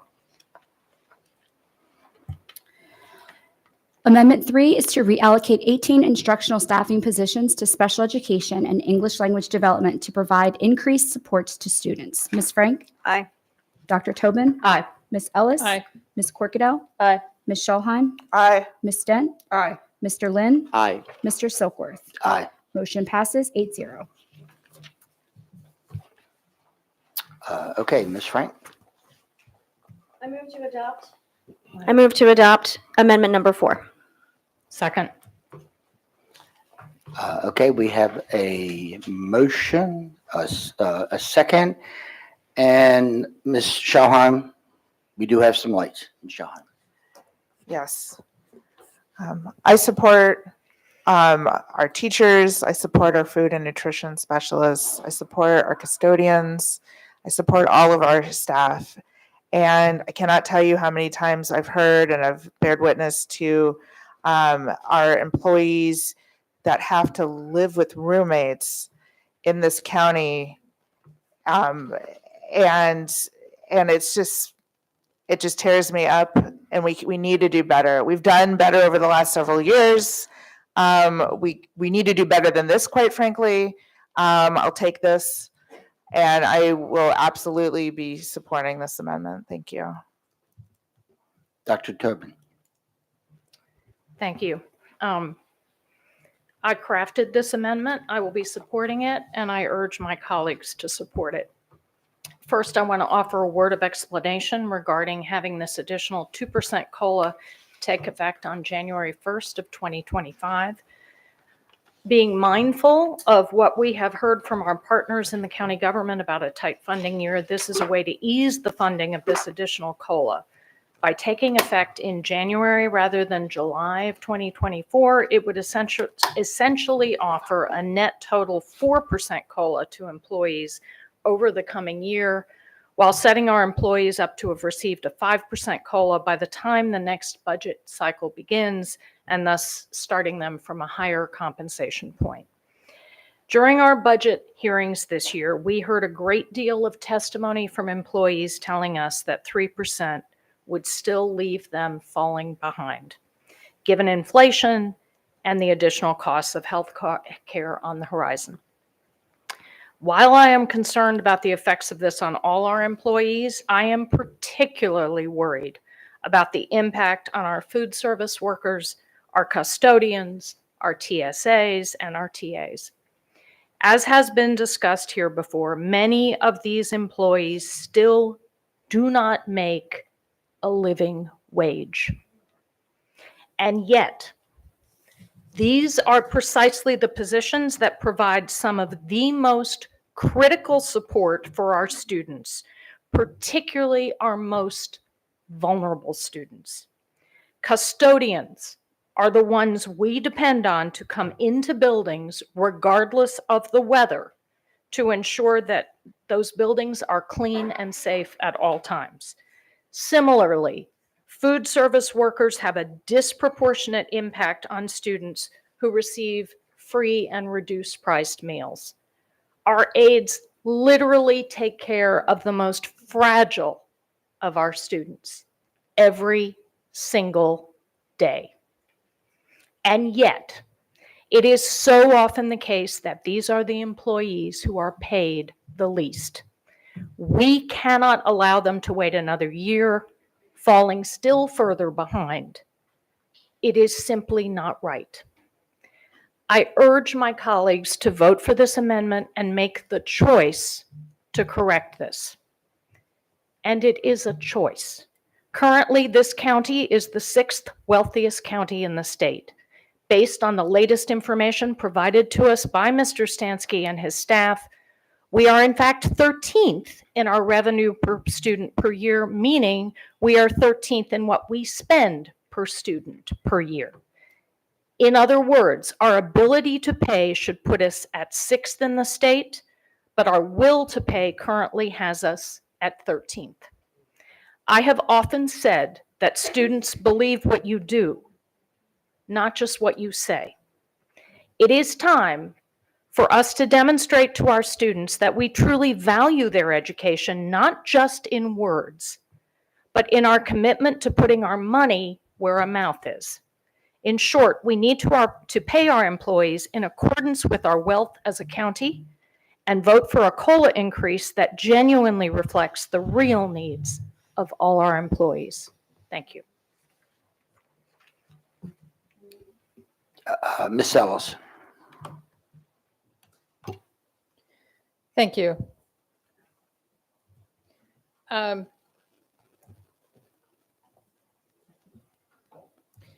have a few things to say. I wish I had taken the opportunity to craft a statement here because I don't want to miss anything, but I also want to be brief. I'll start with the recommended operating budget that was brought to this board by the superintendent. Never in the, 5 years I've been sitting here, have I felt so confident in the thought and careful decisions that were made to bring this budget before us. I considered it to be a very responsible budget. I consider it to be a very responsible budget. I'm also very proud of the work we did the couple of years prior to this one to address some very real needs in as far as salaries go in the school system. I have been a strong advocate for our teachers and staff. I came my very first budget cycle out the gate swinging with the most aggressive amendment offered to eliminate the pay gap that was already existing for years when I got here. I wanted that corrected immediately. Unfortunately, it took until, I believe, last year to finally finish that work, which in my early years here, I was basically given the impression that there wasn't really the will to fully eliminate the pay gap. So I'm proud of the work that we did there. Last year, a 6% COLA in addition to a step for all staff. A very aggressive and very appropriate action at that time. But we need to be realistic, and we don't only represent the staff of the school system, we represent the entire school community. And I can tell you, there's very few families in our community, those that are not, do not have someone employed in the school system, that are going to be getting essentially a 5% increase, which is, a 3% COLA plus a step is roughly equivalent to, correct me if I'm wrong about that, Mr. Stansky. And so to add to that, really, at this point in time, feels irresponsible to me when we have taxpayers who have endured the same amount of inflation, whose healthcare costs are rising as well. My vote is always about what is going to be the result of what we're doing here. I support our teachers, I support the rest of our staff, and I also trust our superintendent to do the market research, which I know is already, I believe, taking place, to determine the needs of our lowest paid in our workforce, and to determine ways to ensure all employees are paid a fair wage that fits the market in which we live. And for that reason, again, our superintendent brought us a budget that I could be comfortable with for our school community, and that's what I'm going to support. Thank you. Ms. Frank. Yes, thank you. It is often stated that we are a wealthy county, the sixth wealthiest county, and that we shouldn't be ranked 13th or 15th, which is what we were last year, on the list of per pupil funding. That means around the state, each county is ranked according to how much money is averaged per student. Anne Arundel went from 15th to 13th from 2022 to 2023. But as with many talking points, this does not scratch the surface of the whole story. Our budget is comprised of several funding sources: county, state, and federal funds. Maryland state funds are allocated on an extremely difficult formula, which generally leaves places like Baltimore City seeing extremely inflated revenue because the state allocates more. But if you remove the other funding sources and just look at the county funding, Anne Arundel County funds 6th in the state per pupil funding. Let me repeat that. If you remove the very complicated state formulas and only rank per pupil by county, Anne Arundel is 6th.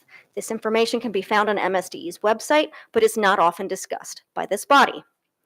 If we say yes to this amendment, what are we saying no to in this budget? In a year where we know neighboring counties are not able to support maintaining all current employees, we are able to support our current employees with the superintendent's proposed budget. How will that change, and what impact will this have? Thank you. Ms. Corkadell.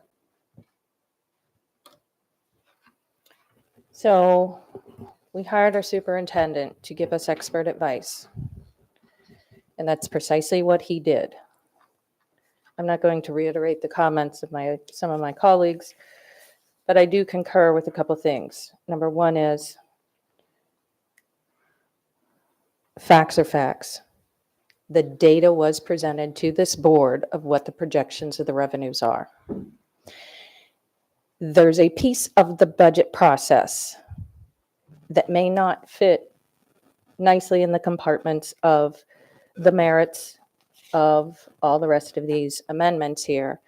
But the fact is that in the past, and will continue in the future, when the county or the state finds additional dollars in their budget, a lot of times they do try, especially in the county, they do try to give it to us. They notify us, and then we amend our ask. My turf field down at Southern that's going to be installed, weather permitting, at the beginning of next month or so, was not in our budget until the state provided us the dollars for it. The county has indicated to us that based on the current projections, and I have not heard that that changed, that the ask that was made by our superintendent was already considered bold and higher than possibly. We cannot project. We do not have a crystal ball. And I do understand that we need to ask when we need, but we also need to be good partners.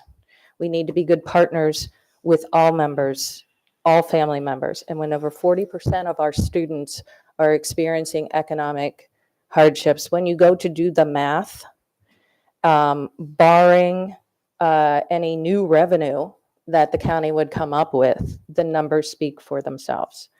I will be a no pretty much for, I believe, for every single amendment tonight, because I trust that my superintendent did everything he could to find those opportunities and actually did ask for more than the county had indicated. And whether or not you're shifting to one or to the other, these are obligations that go off into perpetuity. And it continues to get built upon. Blueprint's going to change the dynamics of our rankings. That, quite frankly, doesn't get us to better. What does get us to better is taking our current realistic, not Panglosian ideals to pander to people, one group or to the other. You're going to see very specific things here and there and everywhere, but it doesn't bring up those bus drivers that we worked so hard to get the county to add to of our contractors. Those are contracts. All of our contracts are going to have to go up too if we're going to maintain competitiveness.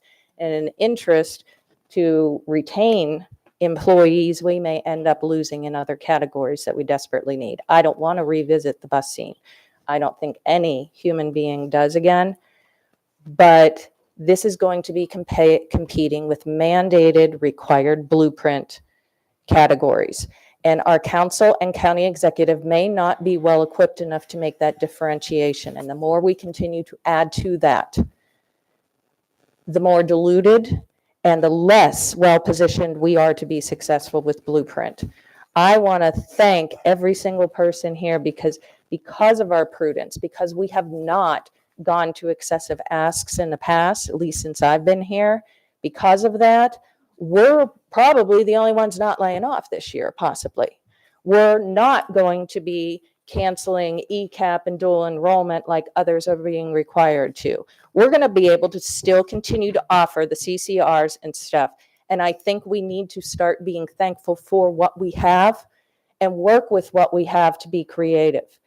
If the county is able to find the money, Unless you're saying that the county executive is going to withhold it and spend it somewhere else, he has always come back to us when possible, and our council has always obliged. If that moment comes and they say, hey, I found another 10 or 12 million dollars or another 9 million just for this, by the time we add it up, there's a lot of dollars going on that we're adding to this, with absolutely no guidance as to what would be removed. I will gladly support that. But I'm realistic, I'm responsible, and I truly believe that our superintendent did not misguide us or understate what the realities are, and that we can do well. We can create a good environment for all of our employees. And as I said, once we unsnag these dollars at the state and at the county level, then most certainly we will be able to provide more. The fact is that it's not just a slow economy. We're in a stymied economy, and we could still end up crashing and burning. If we're not being prudent enough right here in this moment in time, the opportunities for the down years, we're going to be right back where we started again 11 years ago. I don't want to be there. I had to live through that when I chaired the Planning Advisory Board during the last major recession, and I can just say that in those, I don't want to be in that circumstance. I want to be the district that still is remaining strong. And we can be strong, and we can appreciate what has been offered because it truly was doing the math. I'm not seeing the math coming into play as to what realistic revenue projections are. And I think we can ask that if more is available, where we would like to see that. I don't think there's anything against the law on that as a separate motion, separate from the proposed budget. But letting others make our decisions by virtue of asking for way too much never, ever has resulted in the history of this school district as good things happening for all. Inequities inevitably arise, and some of these are ripe with them. I appreciate everything that everybody always does. And I would just suggest that we seriously consider all of the implications as it relates to all of our duties, including negotiations, including our curriculum offerings, and including all of our blueprint mandates, which the council won't have a choice in funding. Thank you, Ms. Corkadell. So before we get to a vote, I'm going to take a moment to address my comments to the students in Anne Arundel County schools. As a Board of Education member, it is my responsibility to advocate for your needs, just as it was my responsibility to advocate for you when I was in the classroom for a few years. Anne Arundel County is, in fact, there's no doubt, a wealthy county in the United States. But the greatest wealth that we have is not in the county treasury. It's not in the treasury at the Board of Ed. Our wealth lies in you, the students that I had the honor and privilege to teach for so many years. Our students, our future citizens. What I do know is that if you thrive, grow, and prosper, so does the county. What I also know is we attended an NSBA advocacy event in DC a week or two ago, and every state was there, and the number one concern across the country is the mental health of our students, the well-being of our students and our staff. Dr. Bedell presented a wonderful budget. I'm not questioning his budget whatsoever. A lot of the comments that were made by Dr. Tobin, I absolutely agree. It's just my opinion that my role is to advocate for our students, and when I do that, I advocate for our teachers and our staff. And so I don't see any more lights, so I guess, Ms. Howe, we go to a vote. I don't think with these amendments.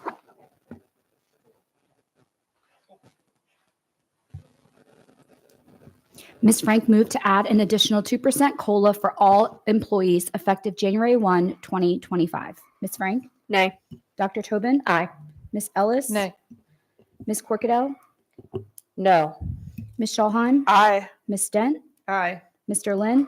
Aye. Mr. Silkworth? Aye. It's 5 in the affirmative, 3 in the negative. Motion passes. Ms. Frank? I moved to adopt Amendment 5. Second.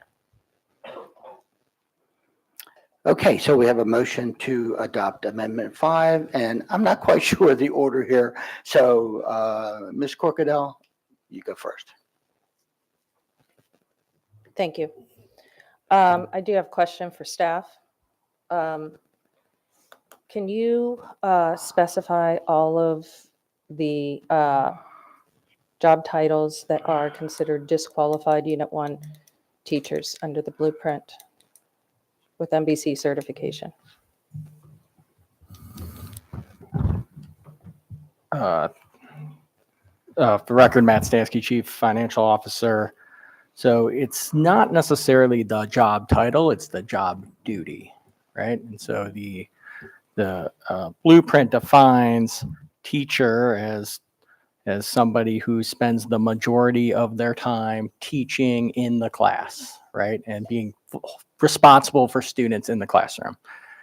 We've gotten guidance from MSDE a couple years ago that defined that as around like 60% of the time an instructor is in front of students teaching. There are some specific job titles, psychologist, curriculum specialist, that the blueprint specifically calls out, therapists that specifically call out and say these folks are not eligible. Some of that is because by the nature of their job duties, some of that is because the National Board of Professional Teaching Standards does not offer a certification for that type of work.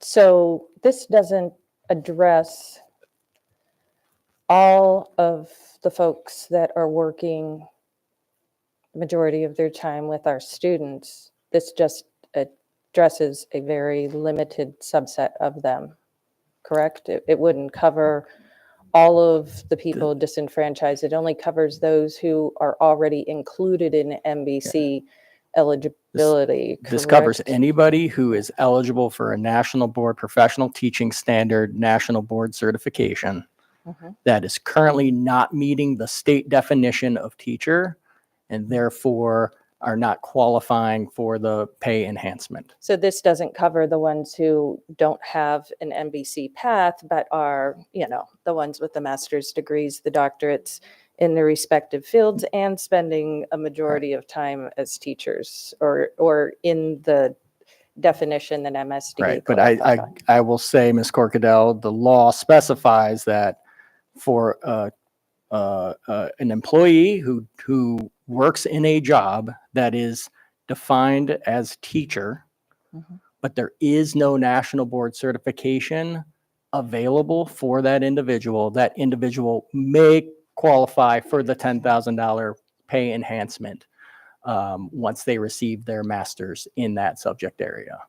Okay. I will take the time to let the board and public know that despite maybe about what we hear, national board certification and MSDE licensure certification, there's about a match of like 98%. There is even a generic career and technical education national board certification for folks who teach in that field. So there is options, but there is, right, a state law that defines what a teacher is. You have to then match up your jobs to what that definition requires. And then you obviously report that to the state. They give you your share of the $10,000 and obviously then you pay. So are not including the master's component then changes the dynamics of this particular motion as it relates to our staff or not? because I'm trying to figure out if this is actually covering everyone or not, or because there are some of them not in unit and other units, right? Well, there's some in other units where clearly are excluded, Yeah. right? That don't meet. There are some that, one, don't meet the definition of teacher, and two, the national board does not offer a pathway for them. And so hence they would not be eligible for the career ladder. So ultimately we're in this sort of, But they would be eligible if they got their master's, right? In if some they cases? met the definition of teacher. Got you. So then some of the disqualified Unit 1 teachers with MBC certification includes those who would become eligible if they had a master's. No, No, it does not. no, because we would pay that. They would become eligible. What this includes is our professional school counselors who at the moment do not meet the definition, Okay. and our literacy teachers who at the moment do not meet the definition.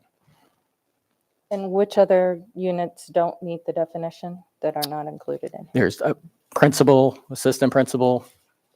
Any unit 2, we have unit 5 and unit 6 employees in this organization that have their national board certification that are not meeting the definition of teacher. Gotcha.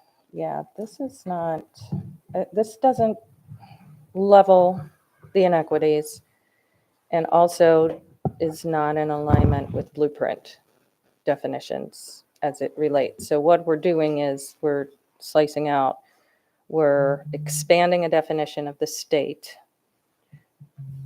unofficially through offering this temporarily, which is also going to diminish our ability to get that fixed at the state, because if everybody does it at the local level, the state will never give the money that they're giving for the others. So this actually in the short term seems okay, but in the long term could actually end up going in the opposite direction for us. It's my personal summary of that. I'm on the fence on this one because clearly I don't think the blueprint intended to exclude, but in their recent attempt to change and do technical clarifications, the AIB made it perfectly clear that they were not going to be revisiting it in their legislation this year. So that does put some of our folks in a compromising position of the interim, but I also recognize the precedent and the other implications and impacts it could have on some of our other units. So thank you for answering that. Ms. Ellis. Thank you. First, I'm sorry, I was following along everything there, but I want to make sure I understand. So Mr. Stansky, reading the amendment before us. Yep. Grant all previously disqualified Unit 1 teachers with NBC certification the annual $10,000 a year stipend. Does that mean if this amendment were to pass, we would have Unit 1 teachers with a master's who would not be getting the additional $10,000? No. No. Are there those with, let's say, a reading specialist who has a master's but not an NBC? But they would have the ability to get their NBC. They would So ha- it's only, the Okay. master's provision is only for folks who meet the definition of Got it, teacher, got who do not have the Okay. ability to get a national board certification. Okay, that clarifies that. Thank Yep. you. Okay. So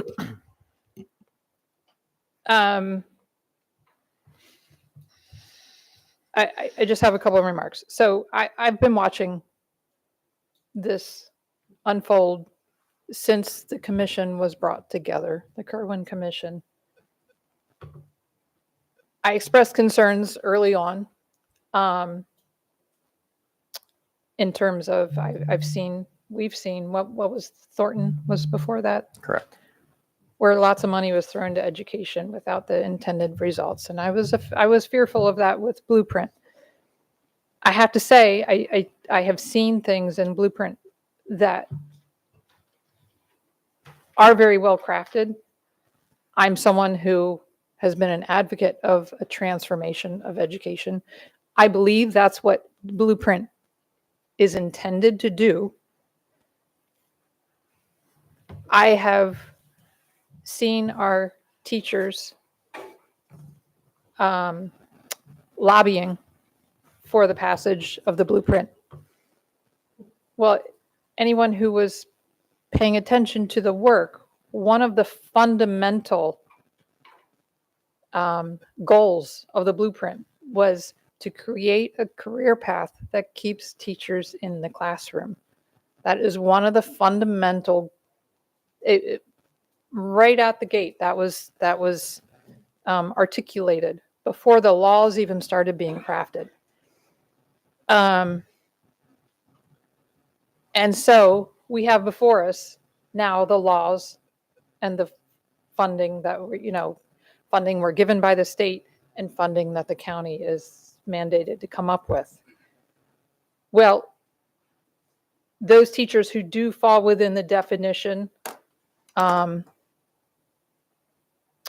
the NBC Unit 1 teachers, who are the definition of a teacher, come with state, that $10,000 is at least partially state funded, correct? Correct.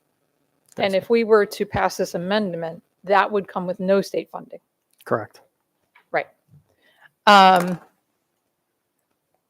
So my recommendation, because my colleague I did hear say perhaps the Blueprint did not, the crafters of the Blueprint did not intend to exclude.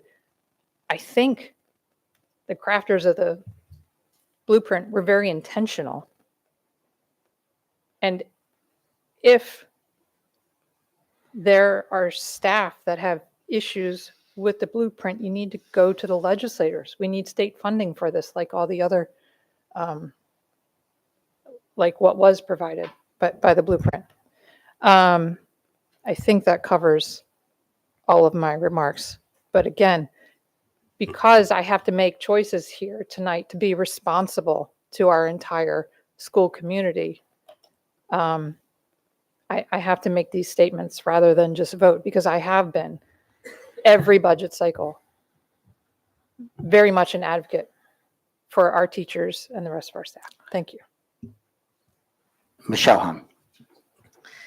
So this amendment is mine, and I bring it to this body because I feel that this is a great inequity.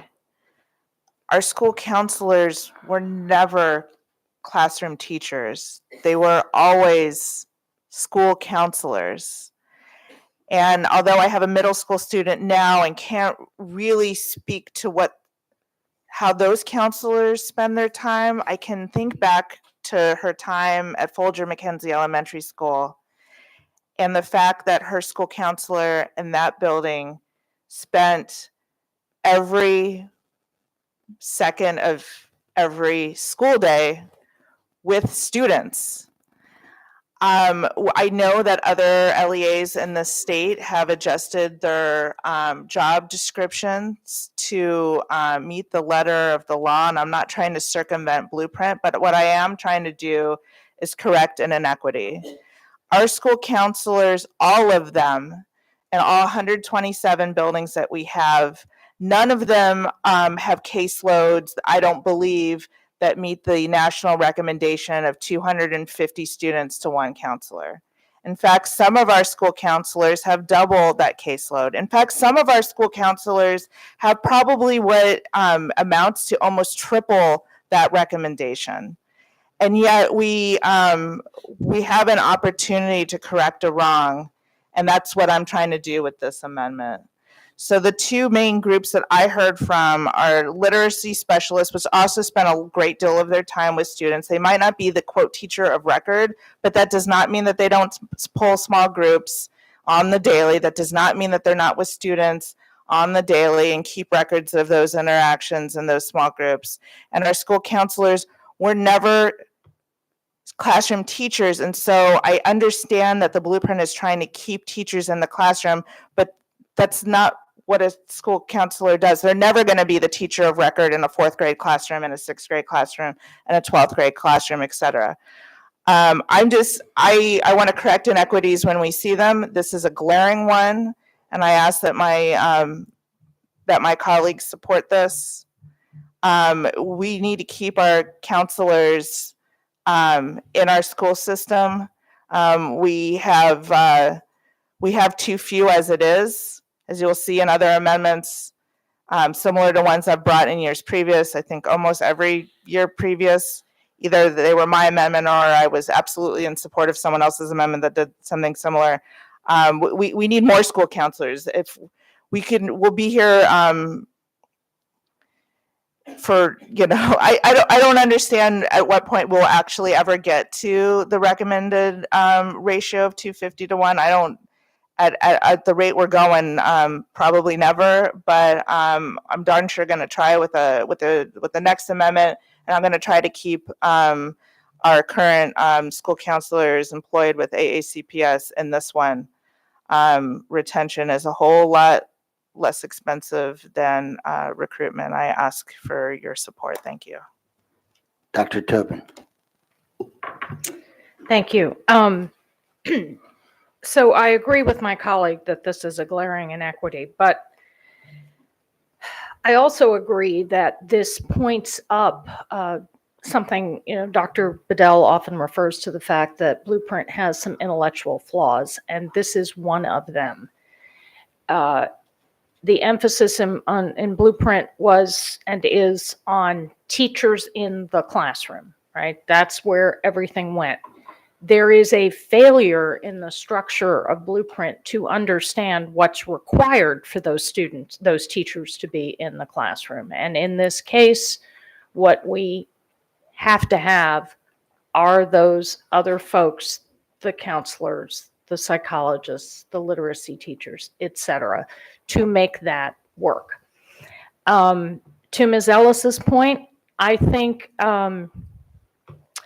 we are exposing this district to a potential additional requirement if we let the state off the hook about this law. The law has to get fixed. That's just how this has to work. And while I want to support our counselors, I know all too well how unfair this is.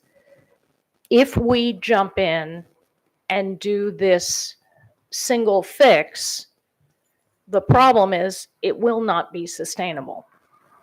And fixing the law is what will make this sustainable. And this does go, as I said, to the philosophy behind Blueprint.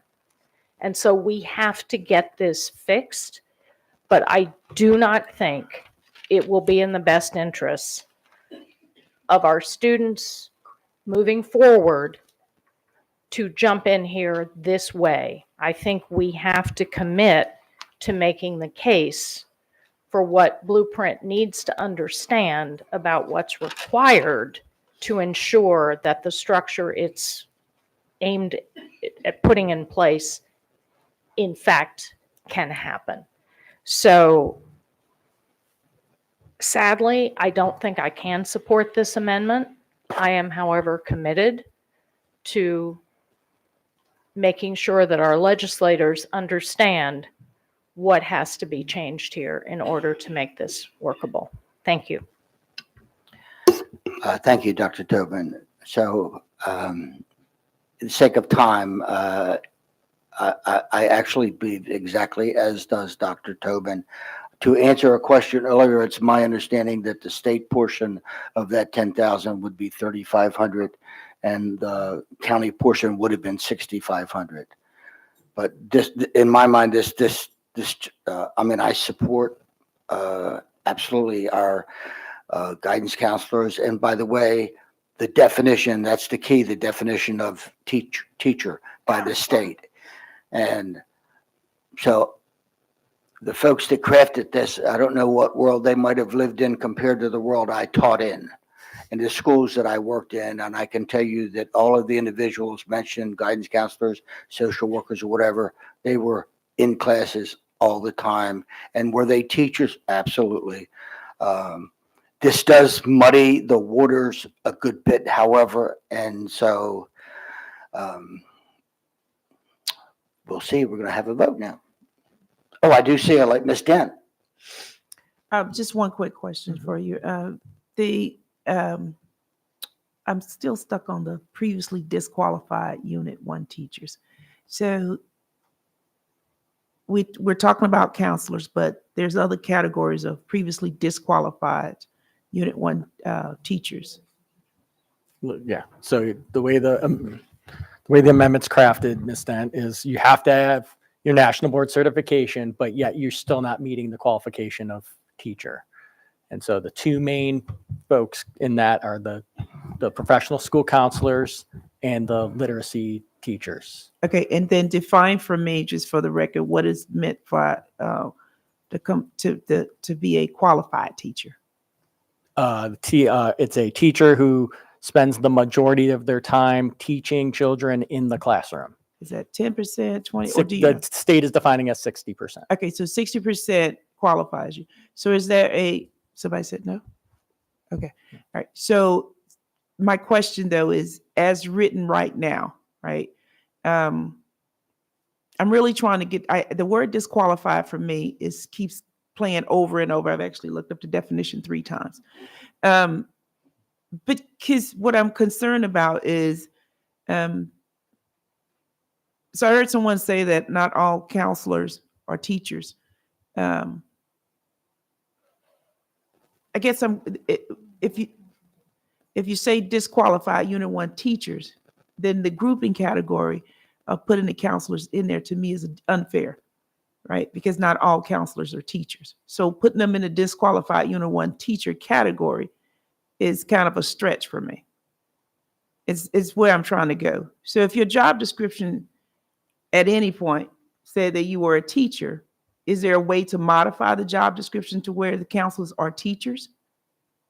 Or is that too cumbersome in order for them to be able to qualify? So it's been brought up that other districts have paid it.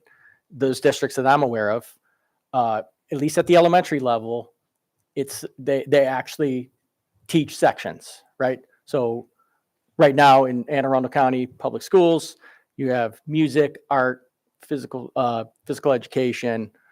I'm missing one. Health and you don't have to think of mine. I'm just Triple E, but Triple E is the 5th, right?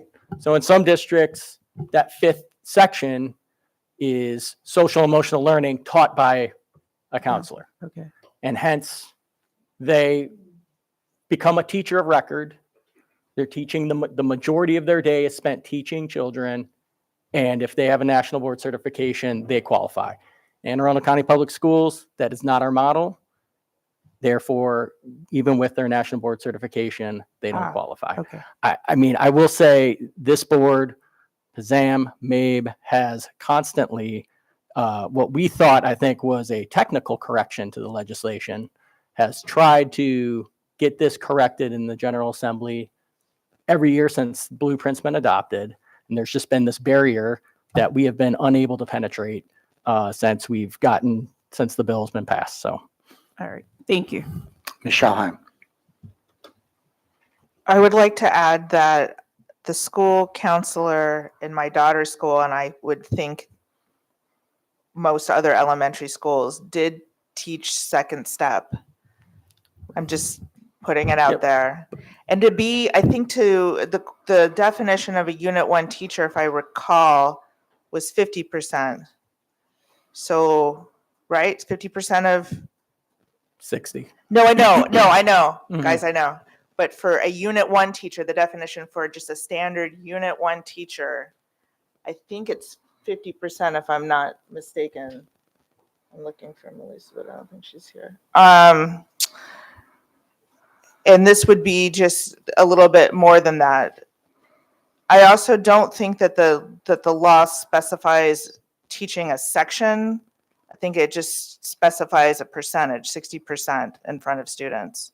I'm just saying, like, if there's a will, there's a way to do this. There's a way to do this in-house if we wanted to. I'm taking it to the bridge because I think that this is wrong.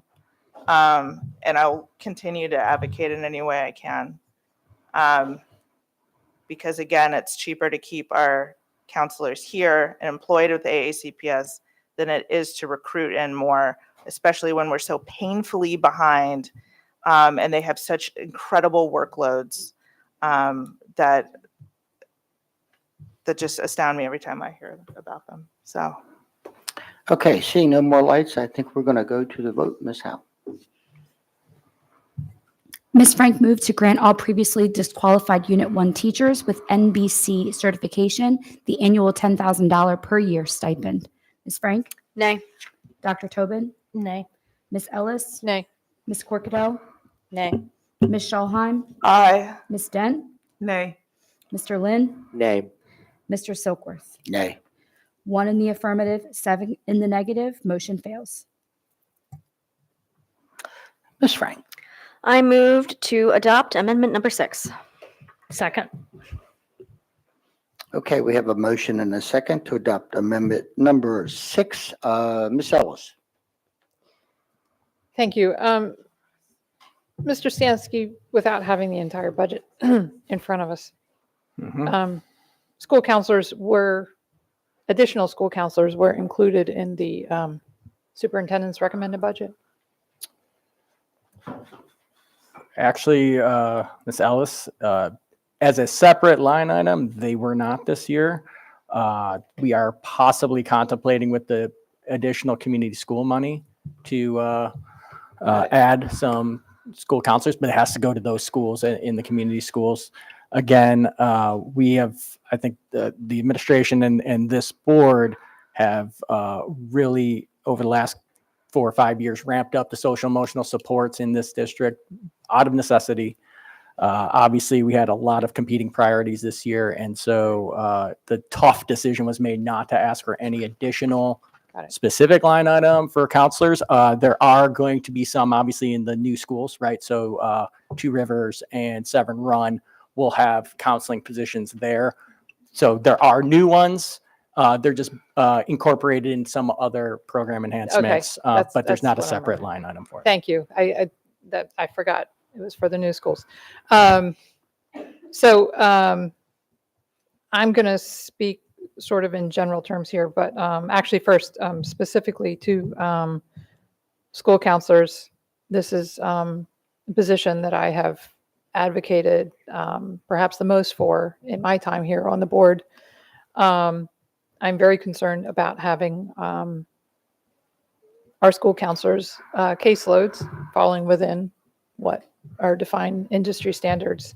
That being said, in previous budgets, when I offered amendments or supported amendments to add school counselors to the already presented recommended budget, it came with cuts elsewhere. However, that's not really an exercise I feel comfortable doing this year because, as I indicated earlier, I feel like this was a very precise, well thought out and intentional budget that the superintendent and his team brought before us. So for that reason, I can't advocate adding beyond what was recommended in this budget by the superintendent. And so therefore I will not be speaking on the next several amendments, but just wanted to give that rationale. Dr. Tobin. Thank you. Yes, I will be supporting this amendment in my district and throughout the county. I hear regularly from families who I think are concerned because, for reasons stated just a few minutes ago, our counselors are overloaded and are too often in triage mode. And there's a feeling, I think, among families in some cases that unless your child's in immediate crisis, there's just not the bandwidth for counselors to spend time. And so I think it behooves us, as Mr. Silkworth said, as the body that stands here to advocate for what we know to be the needs of our students. And I want to make clear here, I have absolute confidence in Dr. Bedell. I know that he made very considered decisions in the budget he presented, but I also know he was doing his level best to work within what he thought he had a shot at getting. And I appreciate that. That is responsible. But I have a different job as a Board of Education member. I have to speak for the genuine needs of our students. And right now, as we know, mental health is critical. As Mr. Stansky said, we've been doing work on this for the past few years, but the need grows and grows. And our teachers need to be able to teach. And in order to do that, we need to have the other staff that are so necessary to ensure that our students are getting the other supports that they need. So I will be in support of this. Thank you. Ms. Frank. Yes, thank you.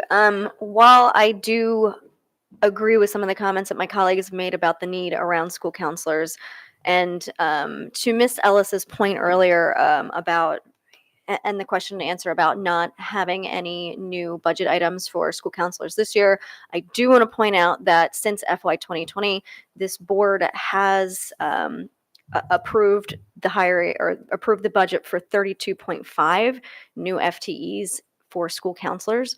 So this board has made tremendous strides over the last couple of years to really fill that need. So while I'm not going to be supportive of this motion tonight, because a budget is a statement of priorities, and we have prioritized this many times, we can't prioritize everything all the time. I do understand the need, and I think that this will continue to be a conversation, but there are other needs tonight that I think this board should focus on. Thank you. Michelle Hunt. Actually, I think that number's a little bit wrong. Since I've been sitting on this board, we've requested 56 school counseling positions, 39 of which were funded. 26.4 school psychologists, 17.4 were funded, 19.5 social workers, 16.5 were funded, just for the record. This is my amendment. We will never get what we don't ask for. As I stated in my commentary on Amendment 5, which unfortunately failed, some of our school counselors, most of them, have double, if not approximating triple, the caseload recommended by the national recommended number of 250 students to one school counselor. They have insane caseloads. I don't know how you have a personal relationship with students when your caseload is 500 or 750 or whatever it is. And still maintain your own sanity. I'm sure I'll say this again, but I'll start with this one. We need to be brave in our ask. And just like our county council stated to us in a previous year when making budget requests and ask for what is needed, 5 is hardly what the need is. I think the need is several dozen probably. I'll go with 5, and I ask for my colleagues' support on this. Thank you. Ms. Stent. Mr. Stansky, I just want a point of clarification. The positions that Ms. Ellis was talking about, was she talking about the 8 embedded positions that are embedded inside the budget? Yeah, yes, we have community schools, but it mostly at the elementary and high school, the new high school. Okay, so the 8 positions so the reason why my question is that before the new high school was, before they were completed, was the projection for the 8 positions that we talked about previously, was that already projected into those 8 positions? Because I was in the impression that the 8 positions were there well before we identified that the 2 new schools needed counselors. Those 8 positions reflect what those schools need. Okay, so that I didn't understand that when we was Yeah. talking previously about the budget. All right, I thought it was new positions. The second question that I have for you is that the school counselors that we have right now, how many are short? I didn't write down what Ms. Shaw had. How many are we short across the board? Well, we have 4 vacancies at the moment, but how many are we short to get to the ratio? Correct. I don't know that. Did we answer that question? Oh, wait, no, just kidding. Yeah, I know that it would be a lot. Ms. Dent, it would No, be, yeah, it would be a fair amount. Okay, all right. And then my last question for is that inside the budget, did we request any additional school counselors in addition to the 8? I know we got the 8. No. Okay, all right. So, all right, thank you. Ms. Corkadell. So the state board just adopted new CCR standards, and included that with that is what my understanding is going to be where the space by which now they are going to be altering the recommendations and guidelines for how we handle counseling in general and career choices, and at what grades that we go in, and how that is going to be functioning. Is that correct, Mr. Stansky? Correct. So yeah, obviously the blueprint requires now career counseling be done in partnership with the Workforce Development Board. I will say that's a 3-year mandated commitment, and then an evaluation comes after that, and then really up to the school district to determine whether they want to continue that partnership with the Workforce Development Board or take on the career counseling in-house. Obviously, we are sending a little over $5 million over to AAWDC for that portion. Obviously, there's a lot more that goes into counseling than just career counseling. And so, I think the hope is that that workload eases the burden of our professional school counselors, because that's been, taken on by the AAWDC. But yes, there's a whole, that CCR adoption by the state board is a whole litany of sort of new requirements and regulations that will be forthcoming. So that's going to require us to kind of rethink that, because I recall I was at the state board meeting the day of the adoption of it, and I know that both the state student board member had made commentary about how they're looking forward to not just the idea that the assessment of what do you, of finding the student's passion that turns into the career pursuit and pathway, starts with the ability for certain types of career counseling to occur age appropriate.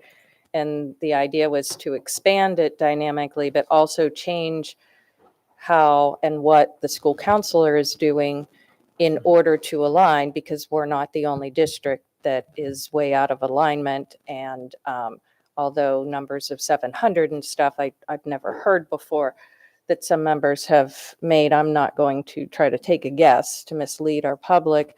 I will simply say that I know that our ratios vary from school to school and can be as high as almost double from time to time temporarily because of positions. Also, we have not had a full complement of our counselors yet to understand some of the adjustments made.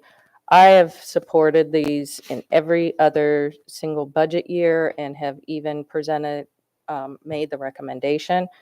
But I think until we get better guidance, that making sure that our priorities are focused on, I mean, now we've already added, if the budget goes through as amended, just to this line, we're talking about,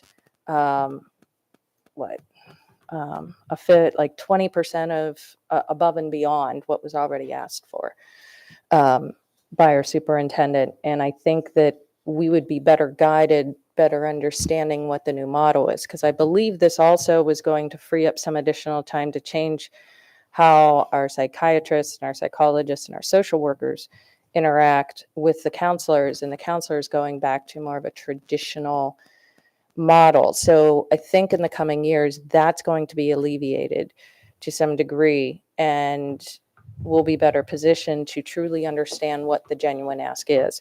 So I'm going to be a no for this, but it is merely because I think we need more additional information on some of these things. I mean, they're still writing some of these standards, and that's why us overspending in a particular category or targeting one particular group of many, many needs that deviate from our main priorities that the superintendent very well established in there.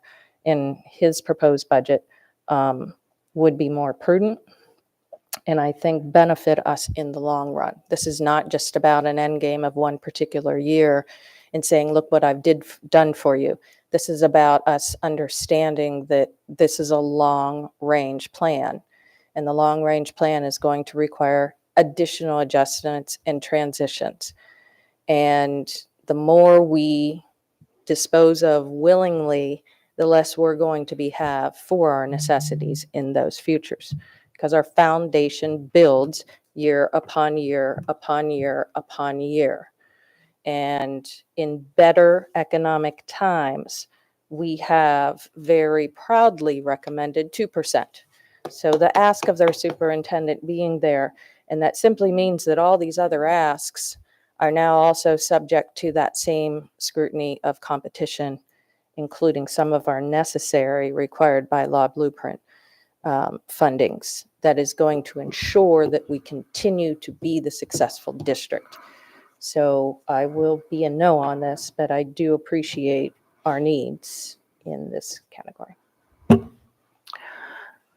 So I stated earlier that the number one concern across the country with school boards is the mental health of our students. My job, our job, is to advocate for the needs of our school, our students in our school system. It's absolutely true that we have some schools that just simply don't have the support in terms of guidance counselors. And so some of our students, their needs are not being met. And so having said that,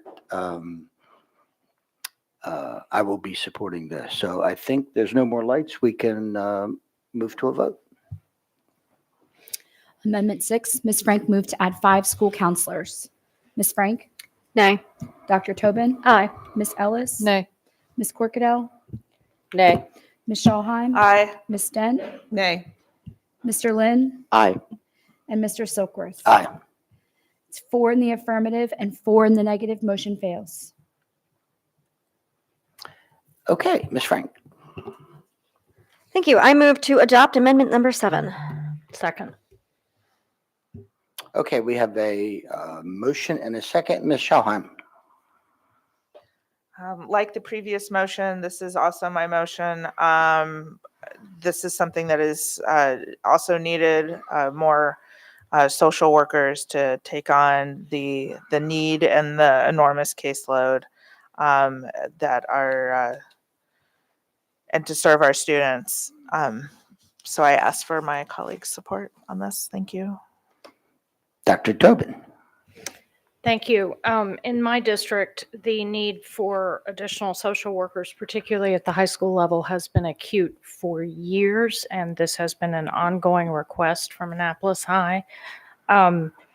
Again, as Dr. Bedell has said, we've all said schools are called upon to do more and more and more. Social workers are critical to helping students and their families find what they need. And so I will be supporting this. We have a particular, as I said, a particularly acute need in Annapolis High because we have caseloads from, I think at this point, 3 middle school social workers coming into a high school of over 2,000 students with one social worker. And that is simply not enough. Thank you. Ms. Frank. Thank you. I'm going to do this a little differently this time. Mr. Stansky, since 2020, can you please tell me how many social workers have been added? Yes, since fiscal 2020, we've added 22 and a half social workers. Okay, thank you. So we have 22 is it 22 or 22.5? 22.5. Okay, great. We have 22.5 social workers that we've added over the last 4 years. Essentially, the same concern exists with we are adding lots of amendments. There's no place in these amendments where we're offsetting costs and what are our priorities. So I will be a no on this motion as well. Thank you. Ms. Corkadell. Mr. Stansky, just a quick question. My understanding of our budget process is that we request FTEs and categories, and the superintendent and you guys figure out where the actual position would end up landing, correct? Yeah, that's for the Because that's not our job. Yeah, vast majority of unrestricted money in FTE. Yes, that's correct. Obviously, something like community schools, we have the money and FTEs have to go to the schools it's designated for. But in general, your statement is accurate. Yeah, minus our state obligation, Yep. Specifically our blueprint obligation, because that is the subcategory of it. And so I just wanted to make it clear that they could land in the neediest school, not necessarily schools that are being recognized on the dais, correct? Yep. We will, whatever FTE is ultimately authorized by the county council, Dr. Bedell, in consultation with his team, will determine where those FTEs are located. Okay, because I just wanted to make sure that was clear, because some of the indications were that we were earmarking, almost sounded like we were earmarking to specific schools, because I know I have many needs for social workers too in some of my concentrations of poverty areas. But I'm not going to be competing with already a tight ask that is necessary. There's nothing in that budget that is unnecessary that was proposed. So not going to the addendum this year. Ms. Stanton. So I want to say this. I believe that every last position that's here should be here. I think adding school counselors, social workers, speech pathologists, all of the positions need to be added. What my rationale behind my decisions are based on really allowing the staff to do their due diligence in the operating budget on how do we do accretion of the positions that we have. I asked the question earlier, Mr. Stansky, knowing that you probably can't rattle this one off your head. But when I did some research with this smart SMOB that's next to me, with a 250 ratio, we're authorized. So for the social worker, right, we will be authorized 339 social workers, right? So, excuse me? It is. So going with the ratio as we're talking about, right? So go with me for a second. We'd be authorized 339. Now, I don't need to do that work because I have the whole staff that does all that, right? And you have a whole team that does all that. What I'm concerned about and continue to be concerned about is that 2 gets me where, 5 gets me where, 6 gets me where. It gets me better than where we're at right now. But I'd be really supportive on figuring out what is it that we need across the district in order to be successful with these various positions. It's consistently not asking for what we need. And then every year, we're trying to get a little bit more.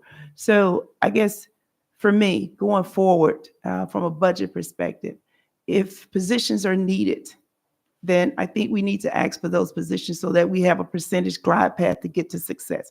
So staying with the 250 ratio, regardless of what the position is. My point is, if I know that I need another 100 social workers to be successful across the district, then I need that kind of information so that I know that that's where the success is going to, that I'm going to fall in a position to be successful. And I say that because I can tell you unequivocally that when it comes to my district, I know that I need 19 social workers, right? So if you give me one or two, where are you going to put them? Are you going to put them with me? Or where are you going to, where are they going to lie? So I would be inclined to supporting the motions if I could get to a successful, and I'm not speaking to you, I'm speaking to the public in general. Yeah.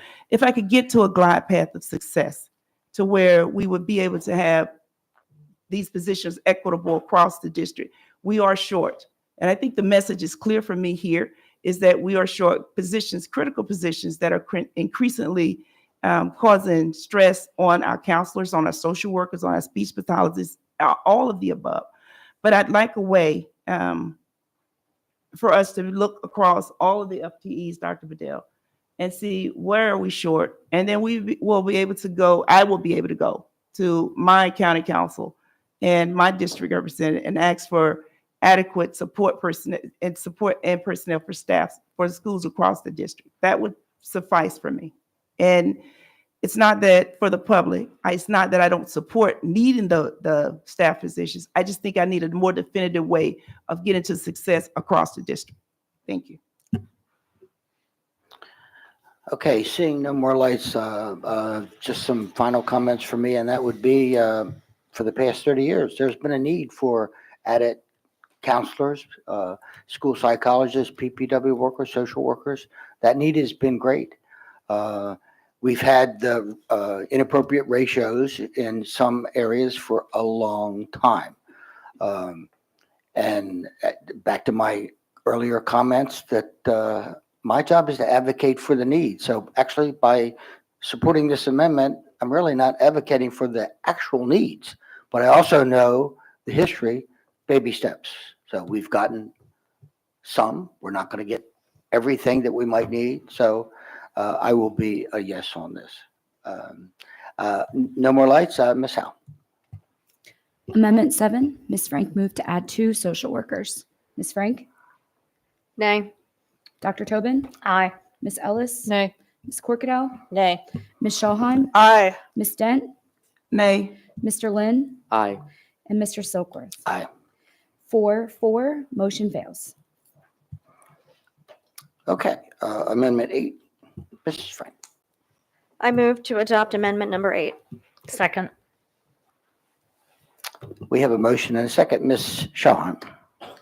Similar to the other two, this one is mine, and trying to address the horrific sized caseloads that these that speech language pathologists have in our county, and to try to ease the burden any way I can. Thank you. Dr. Tobin. Thank you. Yeah, I will be in support of this. As we know, special education supports are kind of a 911 as it is.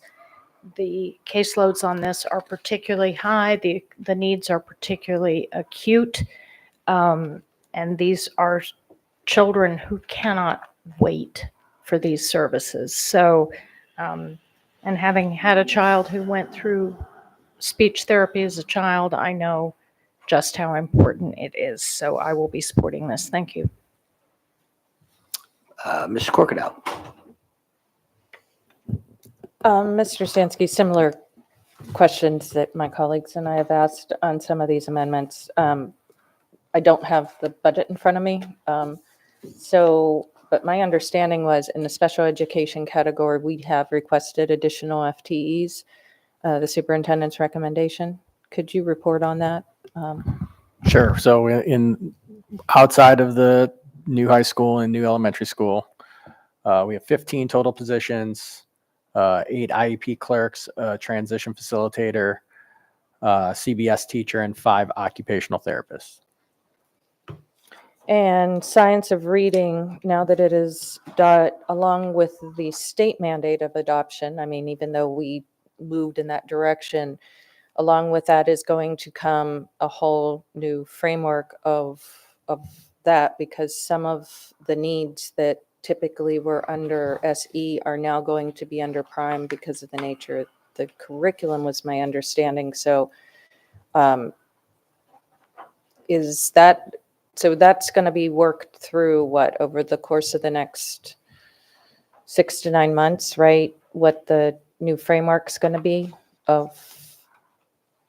for the science of reading and everything, and speech language is a major part of that, was my understanding. Is that accurate? So phonics and phonemic awareness is a major component, but again, these SLPs really focus on students who have a diagnosed disability. So it is different than your science of reading instruction. Well, I'm not an expert in this. This is really, these positions really work with students who have IEPs that have a definitive disability around speech. So it's more now that the curriculum is going to better meet their needs, as opposed to the change up of the Yeah, I think positions, right? obviously a language pathologist will be integral in integrating any sort of core instruction that a special education student receives at the elementary level. Okay.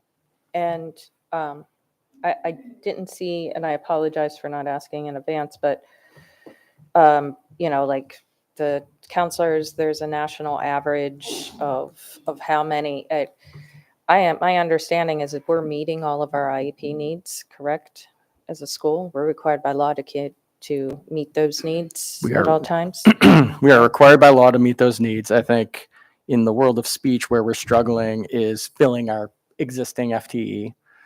So we are having to meet those needs, use outside vendors to meet those needs. I did answer a question for the board earlier in writing.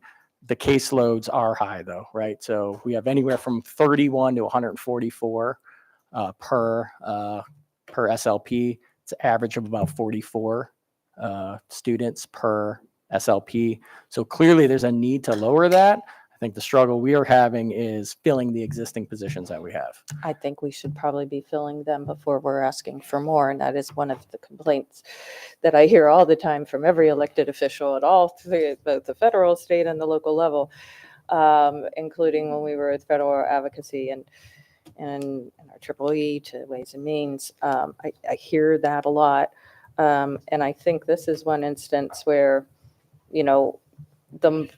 once we restabilize, then I think, there would be opportunities, because if we have FTEs filled and we are also, in addition to that, meeting that need, I would suggest that this is not, in the course of things, there are bigger priorities already in our request budgets. And under the special education category, if we're not going to get all of our funding, what I don't want is this competing with Dr. Bedell's request, because clearly if he felt that there was that great of a shortage, it probably would have been included. We have shortages everywhere. And our class size ratios are the reason that these support service structures are, continue to struggle. So I will be a no on this, but I do appreciate the additional information. And I think at some point, we should be addressing it, but it needs to be better planned than. Ms. Ellis. Thank you. I wasn't going to speak on this one, but I certainly, that's a very important point to be made. We have a number of vacancies in SLP positions. Yeah, it's been a tough one to fill. Obviously, with Dr. Bedell recommended and with this board's support and negotiating with our labor partners, we were able to, include a $2,000 pay enhancement for all special educators. And so that has made some inroads, but again, this is an area where not only Anne Arundel County Public Schools, but across the country, we struggle filling these positions. Thank you. I just want to highlight that. Look, I want to go back and just, I have voted against nearly all amendments tonight, because I feel I don't make statements with my votes. I make statements on the dais to explain my votes when deemed appropriate. But voting against this amendment is not voting against getting the support needed for our special education students. Voting against previous amendments, again, I've advocated many times for guidance counselors, perhaps the most valuable staff member in my students' high school career was her guidance counselor. I just had, because I'm getting uncomfortable with, at the end of the day, when we're all done here, we have to pass the budget. We actually have to vote for the budget. And I'm getting uncomfortable with voting for an inflated budget. So I just wanted to take this opportunity to make that statement.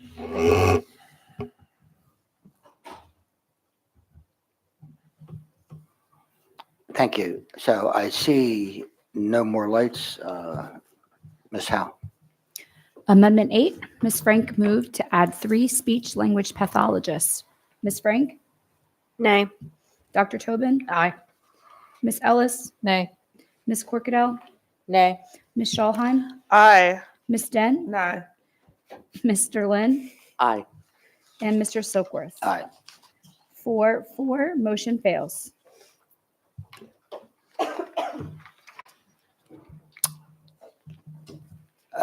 Okay, Ms. Frank. I move to adopt amendment number 9. Second. Okay, Ms. Schallheim. This amendment is mine in conjunction with a few of my colleagues. We heard, firstly, I feel like this is a little bit like Groundhog Day, and I hate that movie because I tried to right some wrongs with regard to robotics years ago. And although it made it through this board and ultimately hit the cutting room floor at the county executive's office, it pains me that that we heard from a really wonderful group of students. I believe it was the Chesapeake team at our second budget hearing, all of whom spoke to their challenges with their first robotics club at Chesapeake. And then myself and I believe Mr. Silkworth, although at different times of the day, went to see the VEX competition at Lindale Middle School and saw how hard those kids work. And they also travel and they also compete in the county, in the state. They go to Worlds, all the same things as First Robotics does, though the age group is different. And the amount of work and effort that those leaders put into their students. I mean, they eat, sleep, and breathe robotics for a period of time every year, and their hourly compensation for that is probably a pittance at best. And so this is to try to correct that inequity, so we can put them on par with how one might treat, I don't know, athletics, for example, in this county. So so that's what this is trying to do. I ask for support and hope that we can get through the rest of these on a rather quick clip. It's 10 o'clock. Dr. Tobin. Yes, I have a question about this one, Mr. Stansky. If I'm reading this, add all competitive robotics teams, including First Robotics and VEX, to level 2 on the extracurricular pay scale. Am I reading it correctly that this would have to be negotiated if it were to pass? Correct. So we have essentially 2 mechanisms of paying for a club in sports. One is there's just a $30 an hour rate, right? And then A club will estimate the number of hours required, and that's how it's paid. That $30 an hour rate is negotiated. The second is also through negotiated agreement. There's a schedule for extracurricular pay that has mainly been designated for athletic teams, the dance team, marching band, music, choir, orchestra, things of that nature. So what this amendment would do was include FIRST robotics and VEX in level 2 of the extracurricular pay scale, which means we would have to negotiate with our labor partners to include that these clubs in that extracurricular pay scale. So if this were to pass, could we guarantee that the extra funding that has been costed out by your office that this would incur would in fact go to robotics? I would say, Dr. Tobin, like with any compensation proposal, is subject to negotiation, and that through the negotiation process, it could either go into the extracurricular pay scale, or it could move to other priorities as negotiated by the board and the bargaining unit. And that's similar to the COLA we offer that in the budget as well, right? Any compensation enhancement, what we typically like to say in the budget is, this is what is included, a 3% COLA subject to negotiation. So this would follow that same logic, right? We would add $66,000 or $67,000 to the budget for this, subject to negotiation. Right. I mean, because the purpose, and I'm very much in support of the idea of putting robotics on the same level that we currently put things like athletics, because like my colleagues, I'm struck by the incredible amount of work our students put into it, and the value of being on a robotics team. But I am concerned about having this be subject to negotiation, this particular amendment, and I would like to, I guess I'd like to think this through a little more in terms of putting it into our priorities in a more upfront fashion. So while I support the idea, I'm not sure I'm going to be in support of this amendment tonight. Thank you.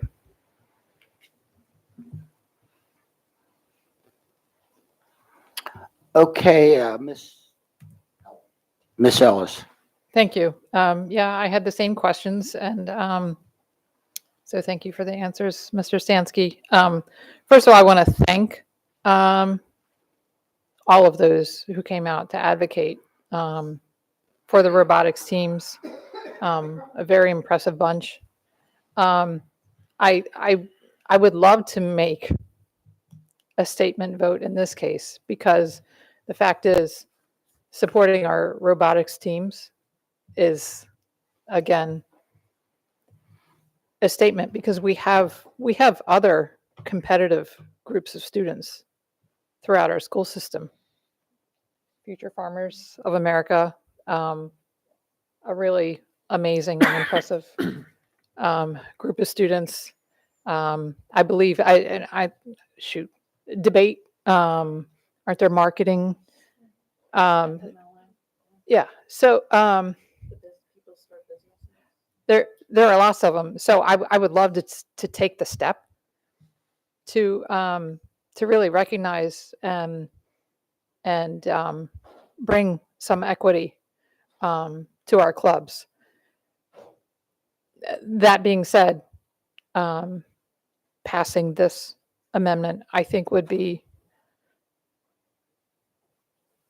irresponsible in that it would not be.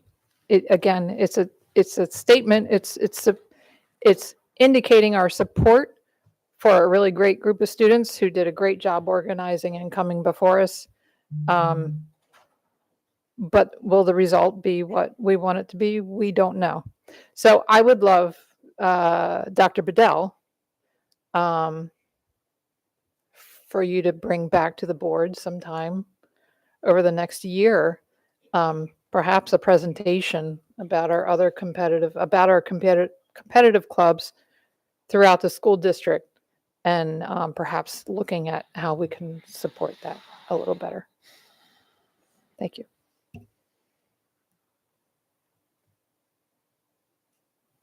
Okay, Ms. Corkadam.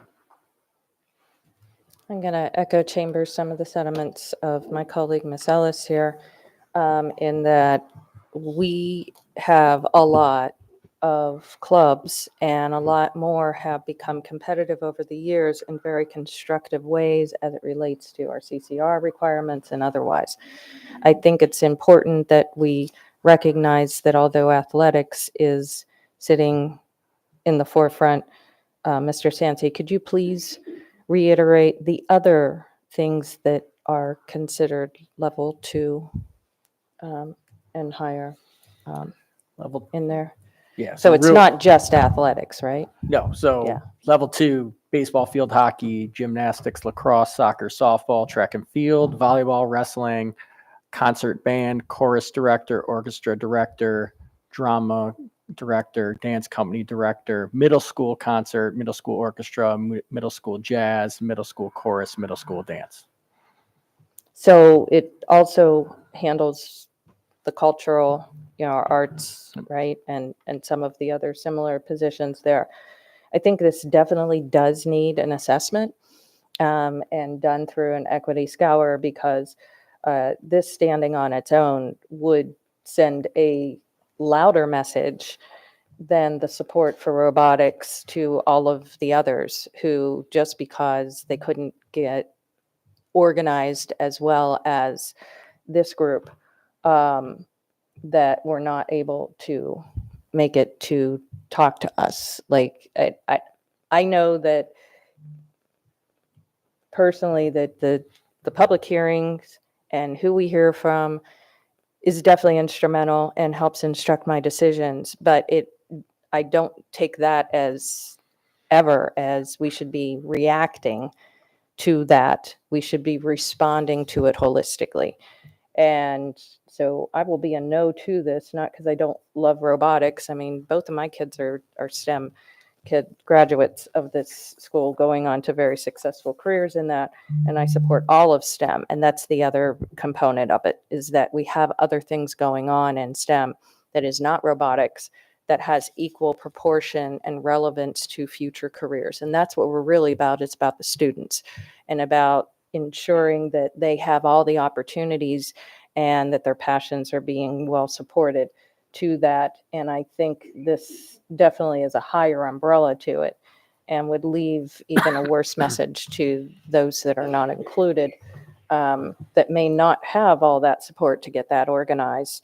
And most certainly, until we get beyond the 2 locations, that we limit our public hearings to during our budget season, when even the county recognizes the need to go to all the districts. Because I'll tell you, my district can't make these. They just can't make it up to here to us. And not everybody has the communication avenues to be able to pursue other means to reach us. And so I would just caution everybody that if this is why you're doing it, that may not necessarily be, the implications of that may be greater than what you may have originally thought in supporting this, and some of these others too. Ms. Dent.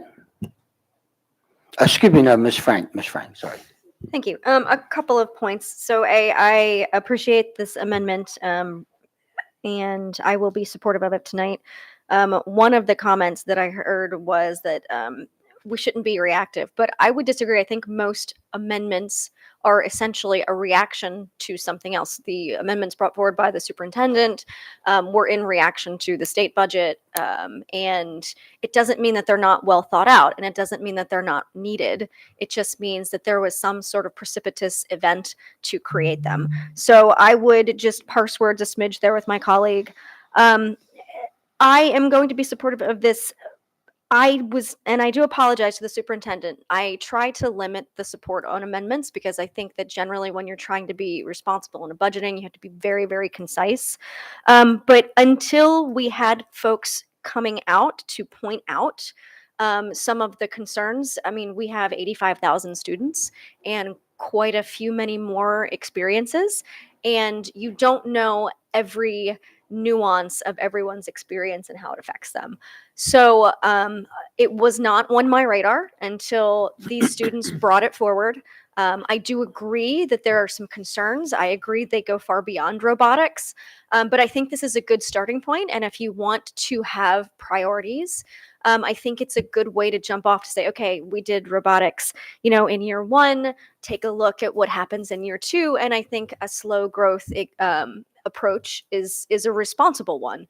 I also agree with my colleague, Ms. Ellis. I would love to see some sort of presentation. We had like an amazing case presentation a couple of years ago. I'll never forget it. I would love to see more of that, just to see these different programs, how they work, how the students respond to them in sort of a prepared way.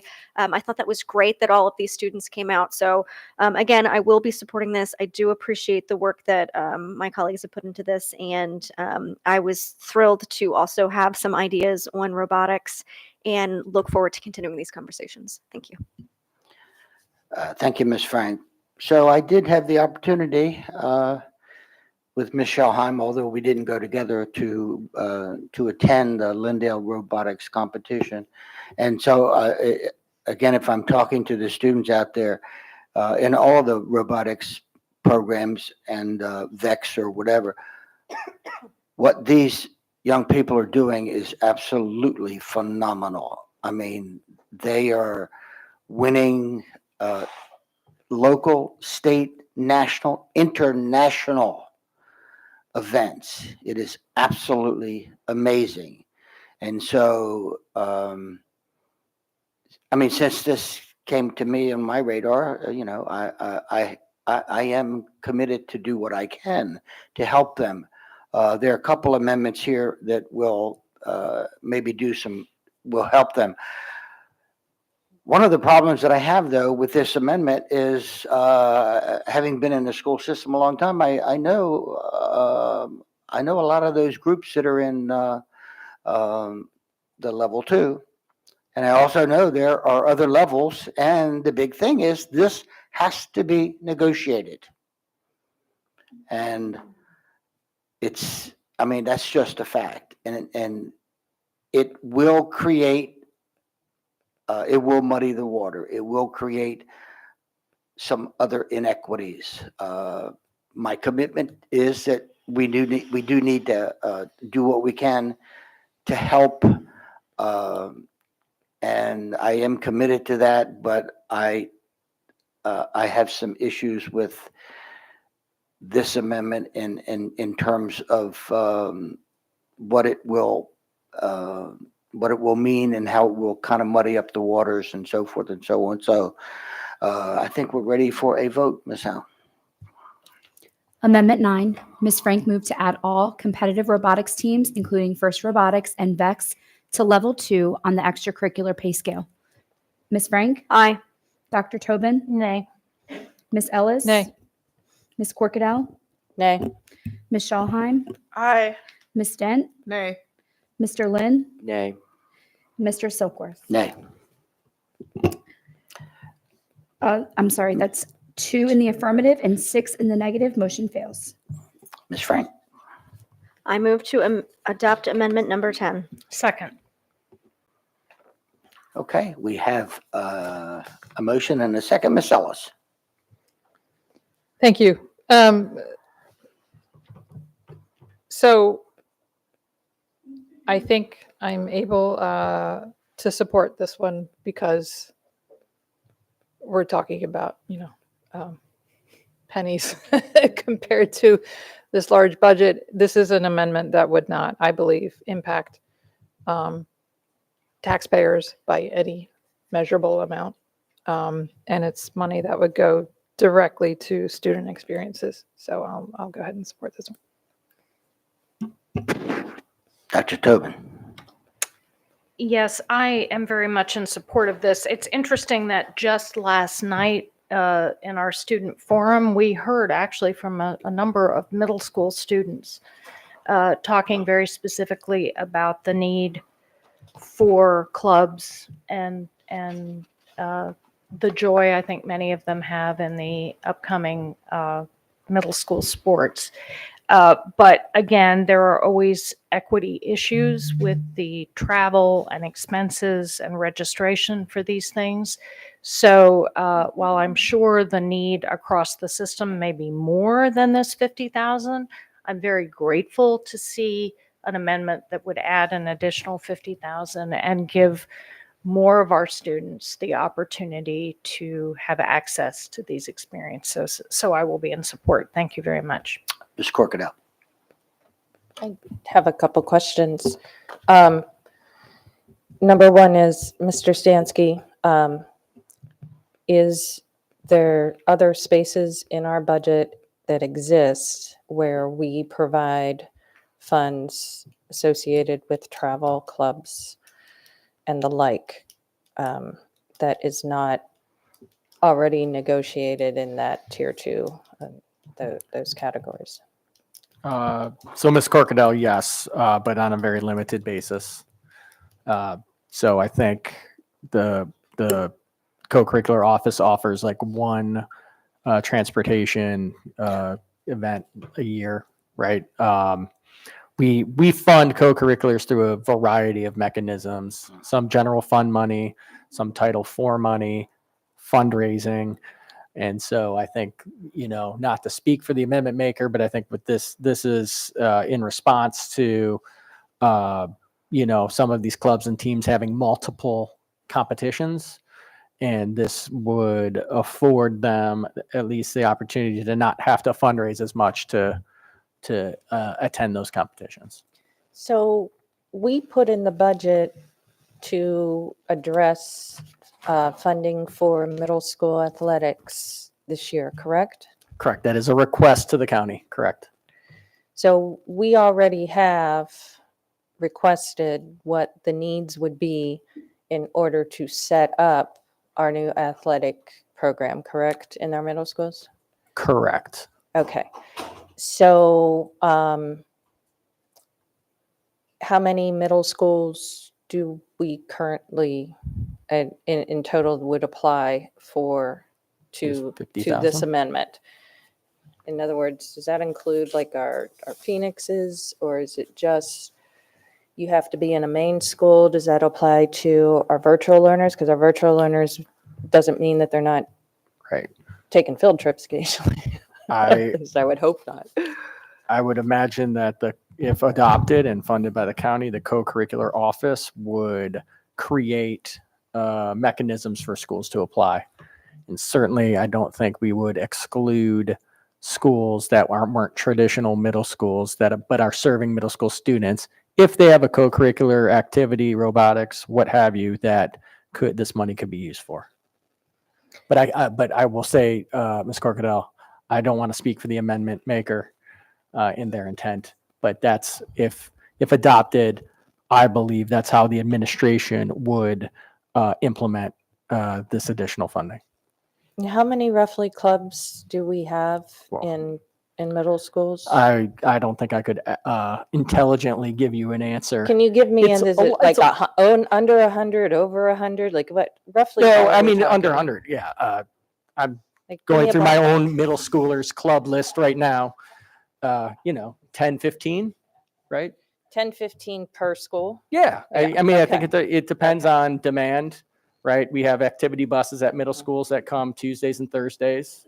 And so because middle schools are sort of last in our start end time scenario, they're most well positioned to have those after school clubs that provide activity buses to reduce that barrier of access. And so I think a lot of our middle schools are offering very robust opportunities.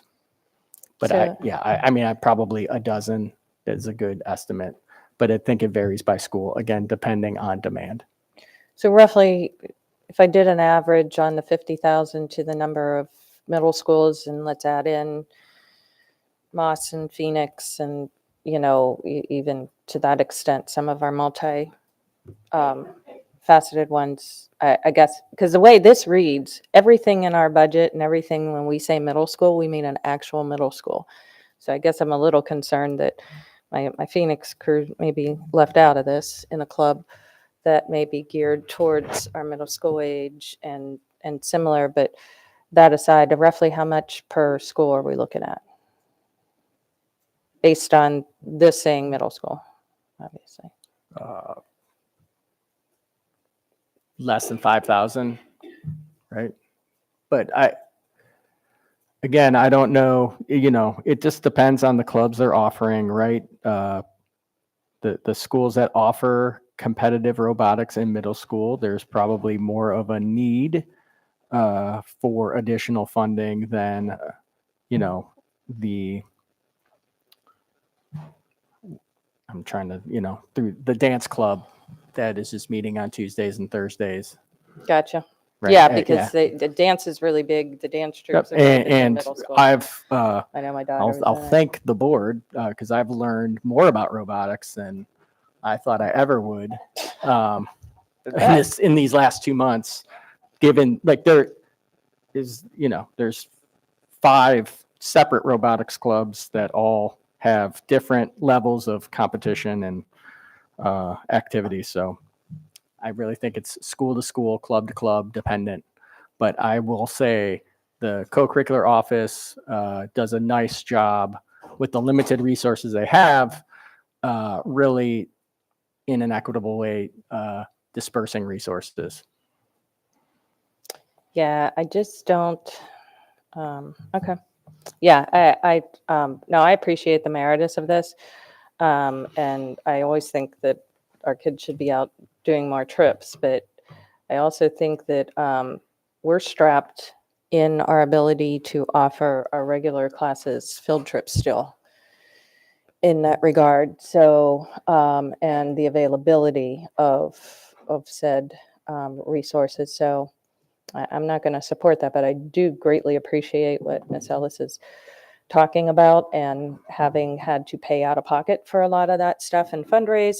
I will tell you, fundraising does build character in a regard, and that's how I got through all of my stuff, including the music and whatnot. So what we offer is tenfold to what I had as a child. But I really do think that, just like with robotics and the others, I think we just need to get a better, more detailed analysis of all of our clubs, of how this is working, so that we can, in the most equitable way, make sure we're not leaving out unnecessarily and including everyone. And I think provided the county agrees to fund our athletic middle school athletic proposal, I think that would even free up more resources. So, and maybe come up with a more genuine number than a placeholder of a round dollar amount, because it would definitely need to be more than $5,000 to achieve even one. And then we have one club consuming it to the needs of the others. So I think a system should be in place, and a proposal from our superintendent who best understands those needs. Ms. Dent. I just, so this motion that's currently being added is in the event that the county support the recommendation, the proposed budget for adding a middle school athletic program, correct? Yeah, my read of it, Ms. Dent, is that it is adding $50,000 to that proposal of 682. And, you know, we will see what the county's able to fund out of that pot of money. Okay, all right. So I guess I've got to play devil's advocate. So if they don't fund it, then this proposal becomes mute? Correct. Okay, all right, thank you. We're back to status quo, which what we have now. All right, I just want to confirm. All right, thank you. Ms. Frank. I just want to double check on that, Mr. Stansky. The way that I read this, it says for registration and travel expenses to clubs and teams in need. So if there are no teams, the club would still remain, would be my understanding. Right. I think what I heard Ms. Dent's question was if nothing got funded. So if we added this 50,000 to the middle school athletic proposal and none of it got funded,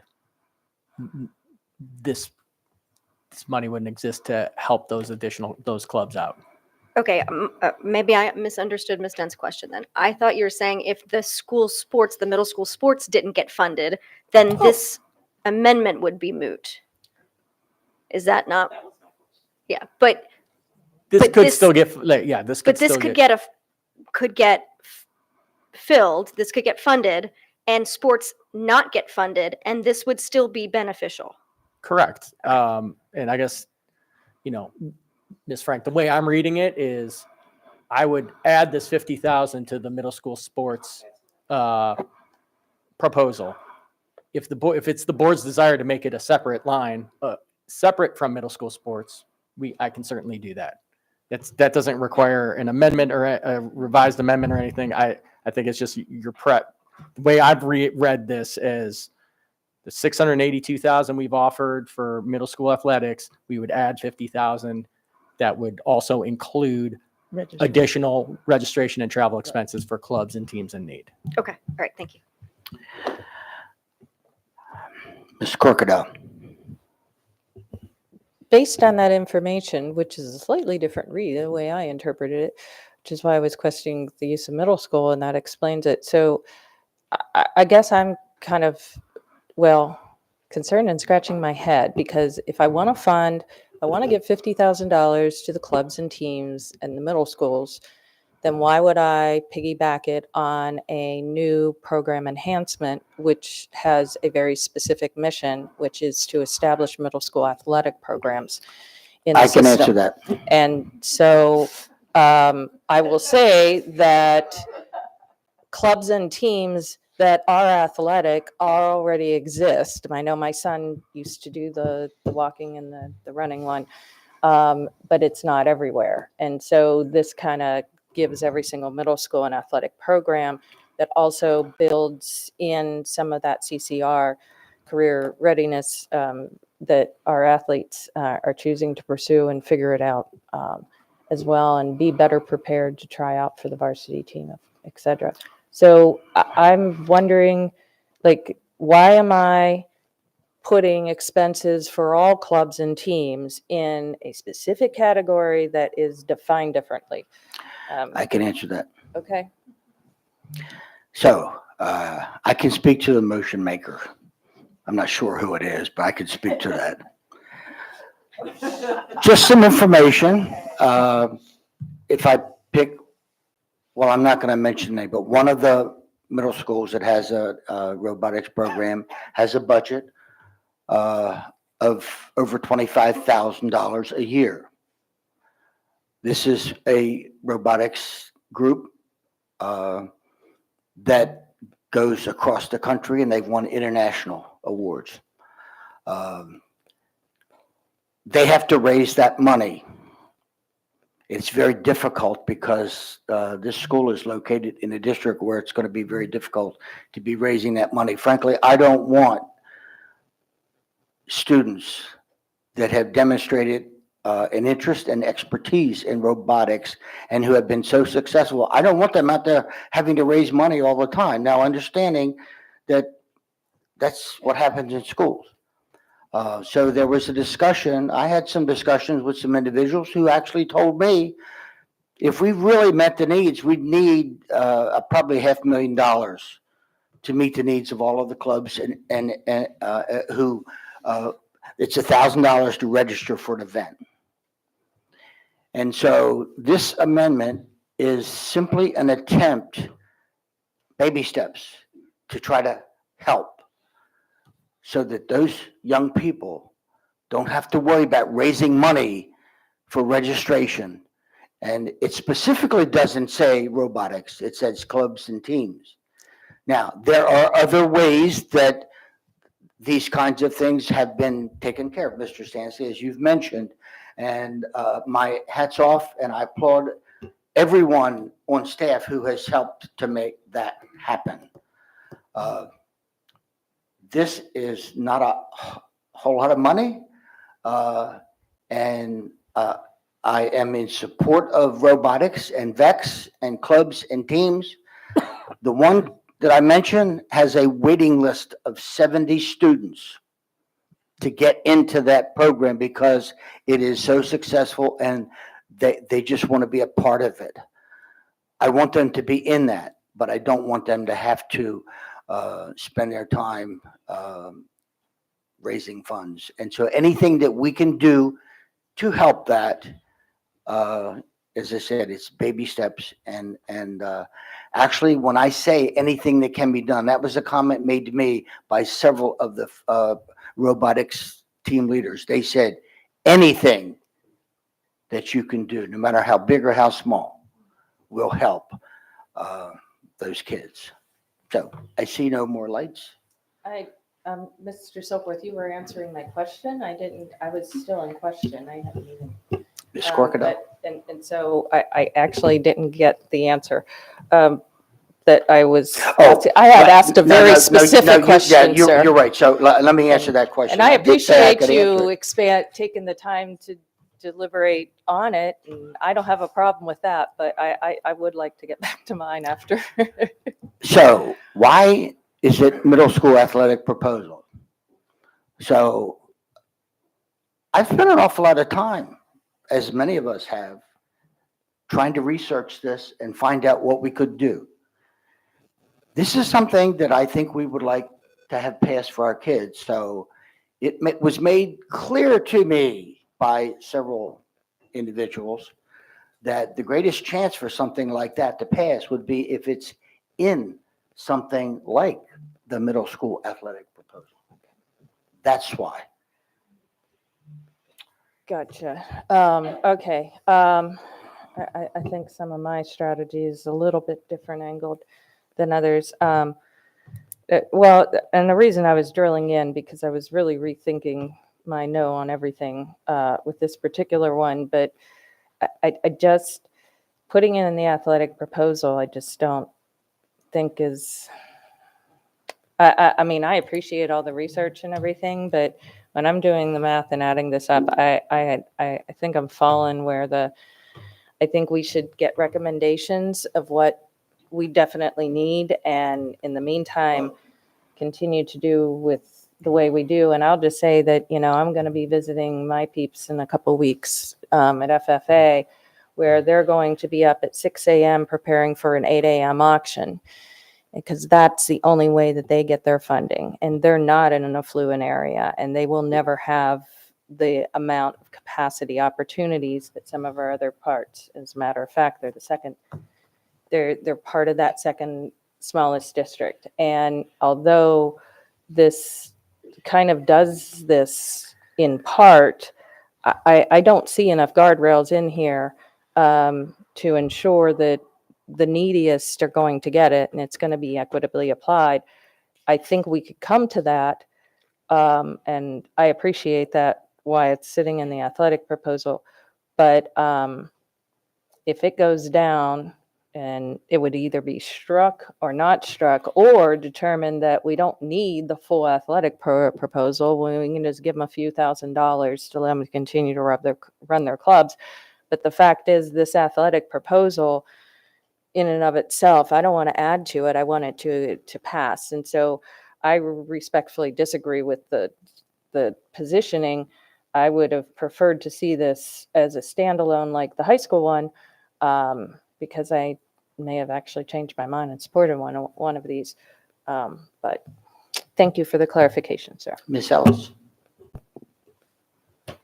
Sorry, just because of what I just heard. The amendment as written does not indicate what clubs or preclude any clubs from receiving these funds, right? It's not simply robotics. Okay, I'm just making sure I didn't misunderstand. Thanks. Okay, seeing no more lights, Ms. Howe. Amendment 10, Ms. Frank moved to add $50,000 to the middle school athletic proposal to provide funds for registration and travel expenses to clubs and teams in need. Ms. Frank? Aye. Dr. Tobin? Aye. Ms. Ellis? Aye. Ms. Corkadell? Nay. Ms. Schallheim? Aye. Ms. Dent? Aye. Mr. Lynn, Aye. Mr. Silkworth. Aye. 7-1, motion passes. Ms. Frank? Glad I had my Wheaties today. I move to adopt amendment number 11. Second. Okay, we have a motion and a second. I'm looking for lights. Let's just do this. I see no lights. Thank God. Ms. Howe? Ms. Frank moved to add $50,000 to the appropriate high school category to provide funds for registration and travel expenses to clubs and teams in need. Ms. Frank? Aye. Dr. Tobin? Aye. Ms. Ellis? Aye. Ms. Corkadell? Nay. Ms. Schulheim? Aye. Ms. Dent? Aye. Mr. Lynn? Aye. Mr. Silkworth? Aye. Motion passes 7-1. Ms. Frank? I move to adopt amendment number 12. Second. Okay, we have a motion and a second. I'm looking for the lights. I see no lights. Ms. Howe?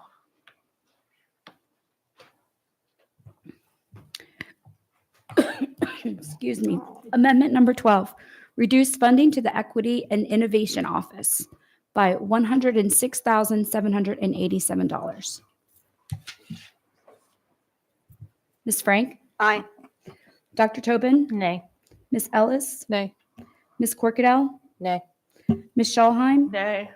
Ms. Dent? Nay. Mr. Lynn? Nay. Mr. Silkworth? Nay. 1-7, motion fails. Okay, so that takes us to the, Mr. Stansky. Yeah, so before we get to adoption, Yes. Mr. President, can we just recommend a 5-minute recess at most? Yes. So I can Exactly. go back and get the final number and then we can Absolutely. be on our way. Okay, we'll do that. Thank you. We'll have a 5-minute break.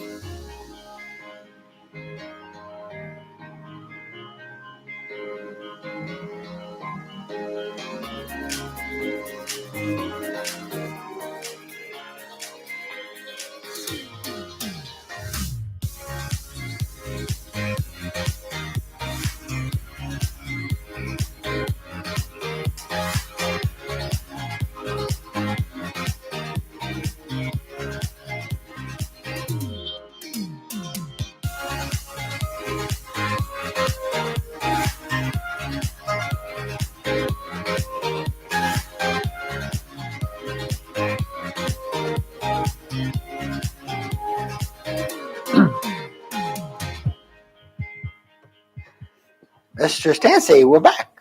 We're back. Yeah. Yep. So, Mr. President, with the amendments as adopted by the board, we're looking at a final adoption number of $1,719,768,347. I'll leave it to you and your colleagues for take it from here. Ms. Shahan. Can I just go ahead and move? I move that we adopt the budget. Here's what we're going to do. So we're going to have a motion. I'm sure we'll get a second. And then I think we'll let everyone have an opportunity to speak very briefly God, I if they don't would want to like to. speak briefly. I just want to move. Okay. You may do that. I move that we adopt the budget as amended. Second. Okay, so we have a motion and a second. So if you would like, put your light on and I would be happy to call you, Ms. Corkadell. Before I make my comments, I do actually have a question. So what was the original recommended? I mean, we don't have any paperwork in front of us. So, and nothing on the screen. So what was the original superintendent's recommended and how much additional have we added, all said and done? Right. So the original recommendation back in December was $1,712,077,908. And I think you added just shy of not 8 or 9 million, including the superintendent's amendments that actually reduced the budget based on the governor's recommendation. Right. So the total of, so about 9 million was the So add-on, right? So yeah, it's actually a little over 7. When you get in the reductions that the superintendents, you want to give me an exact number? Well, 7,690,439. Okay, so Dr. Bedell proposed actually to be a little more efficient based on the state spending. And we not only respent it, but added another almost 8 million to it. Gotcha. I'm just going to say that never before have I not voted to support moving forward a budget because I knew that it was a matter of will, not a matter of the available revenues. And this year is different. And so as much as I appreciate the intent and the willingness to show outwardly support for the various groups who received favorable votes, I cannot see supporting this moving forward. That stated, if it passes, and I suspect it probably will, maybe I may be the only dissent, I will do, of course, my job and always advocate for everything that this board decides. I've never in the background said, but really don't do this. And I will definitely not do that. And I did feel compelled to say that out loud because people make assumptions that they shouldn't. And so I just want to make sure that it's perfectly clear that I will support everything this board does, as I always have at all times. And to that end, that's it. No more questions. Dr. Tobin. Thank you, Mr. President. First, I would like to once again extend my thanks to Dr. Bedell and his staff for the extraordinary work they did to prepare the budget that was presented to us in December. That budget represented a huge amount of careful thought. In his relatively short time here, Dr. Bedell has demonstrated the seriousness with which he approaches the budgeting process and his commitment to finding efficiencies in the system.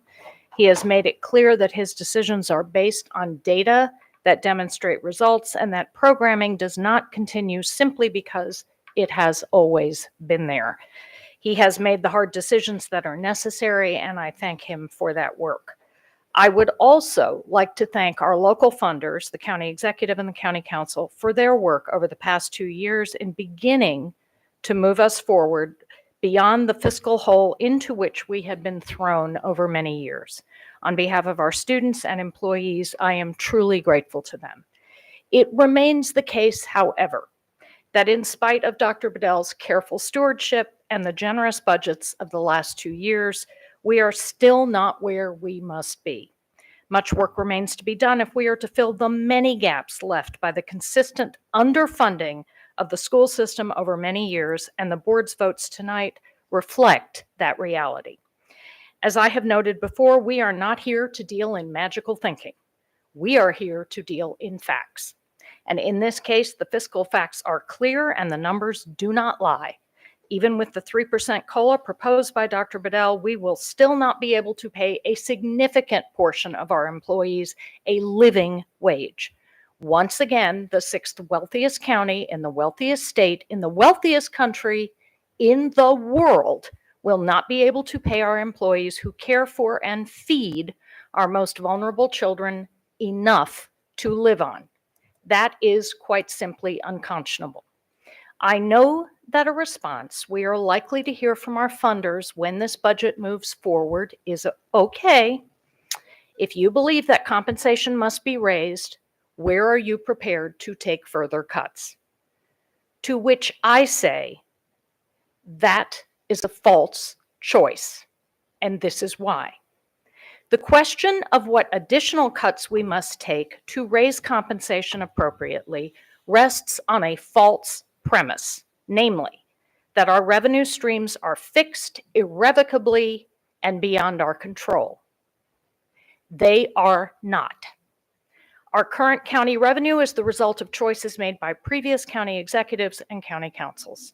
Our current county executive and county council have it within their power and authority to make different choices, increasing the revenue streams to realistic levels, and to do so remaining within the tax cap limits.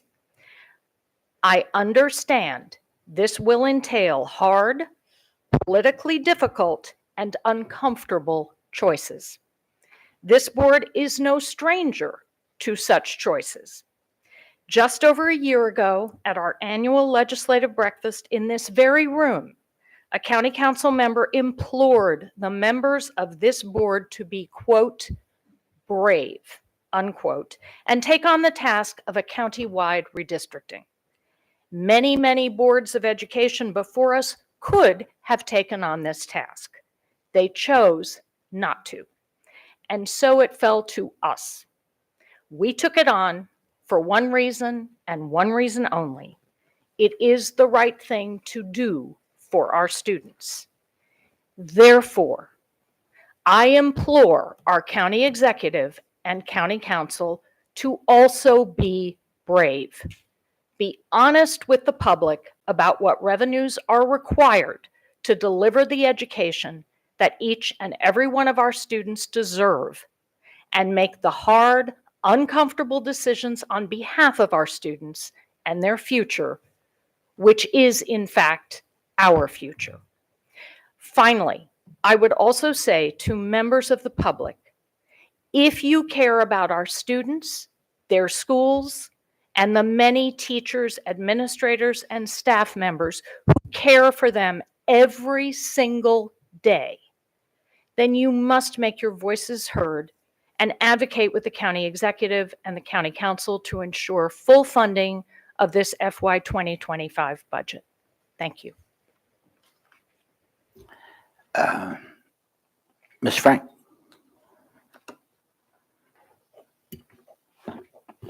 Yes, thank you. I have a couple of points that I would like to review. I loved the comment that Dr. Bedell reduced it a little bit and we added right back into it. Definitely noticed that myself. So a couple of points. The rate of growth between FY16 and FY 2020 was 17.07%. The rate of growth from FY 2020 to 2024 was 34.4% if you remove the ESSER funding. Removing the ESSER funding also means that the rate of growth for the superintendent's budget would already be at 6.5%. So we are not only increasing our budget, we are almost doubling the rate of growth over the last 4 years compared to the previous 4 years before that. So I often hear about the cost of education. But what is that cost? Is there a set number? Do we just keep throwing money and assuming that that is the answer? Our rate of growth doubling in education, what are we getting from that? And what is our return on investment from that?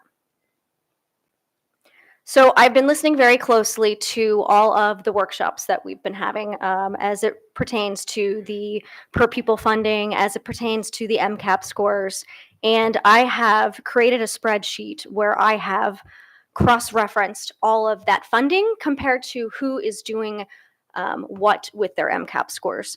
And there were some very interesting pieces. I've also cataloged the movement from FY 2022 to FY 2023 because those numbers just came out. So previously, Somerset, Worcester, and Baltimore City were the top three. They remained the top three from 22 to 23. If you look at the top 8 schools, there are only 2 schools that have the top 8 funding that also have the top rated scores within the state. If you look at the bottom 8, so I went a third.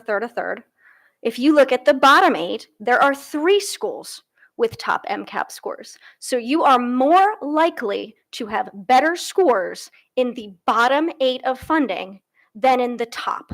So this money being allocated does not directly imply that these students are going to receive a better education or that they will do better on any standardized test.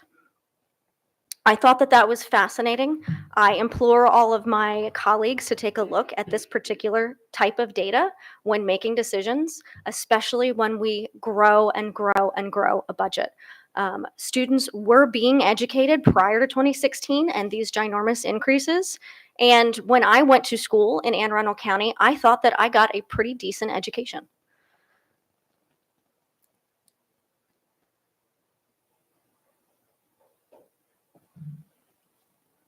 And that's the end of my notes. Thank you. Ms. Ellis? Thank you. I'm just going to say again, we represent the entire school community, not just staff. We have come together as a board and taken many votes in support of our staff, especially over the last couple of years. And I support Dr. Bedell in all the strides he continues to make to support our staff in many different ways. But it is a reality that we are part of a larger community. Every family in the county has been living with inflation, with increasing healthcare costs, and they can't afford additional taxes as well. To our police officers and firefighters and other county employees, I heard the message when Mr. Trumbauer presented to us, and there's a legitimate argument that it's their turn.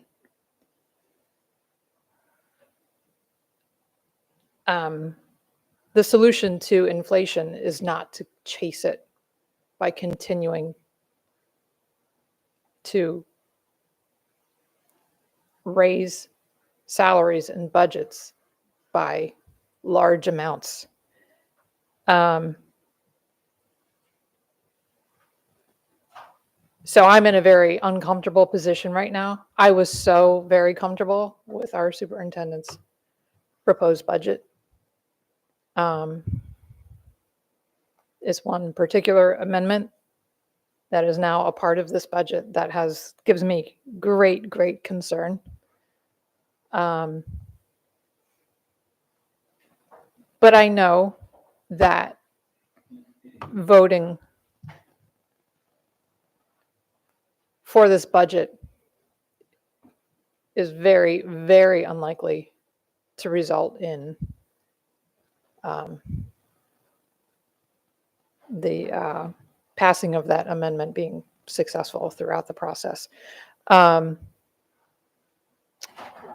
I just feel it's our responsibility to look at the big picture, and that's the part that brings me a bit of heartache. That being said, Dr. Bedell, Mr. Stansky, and all of your staff, thank you very much for, again, the most impressive work I've seen done in a budget since I've been sitting here. Thank you. Ms. Dent.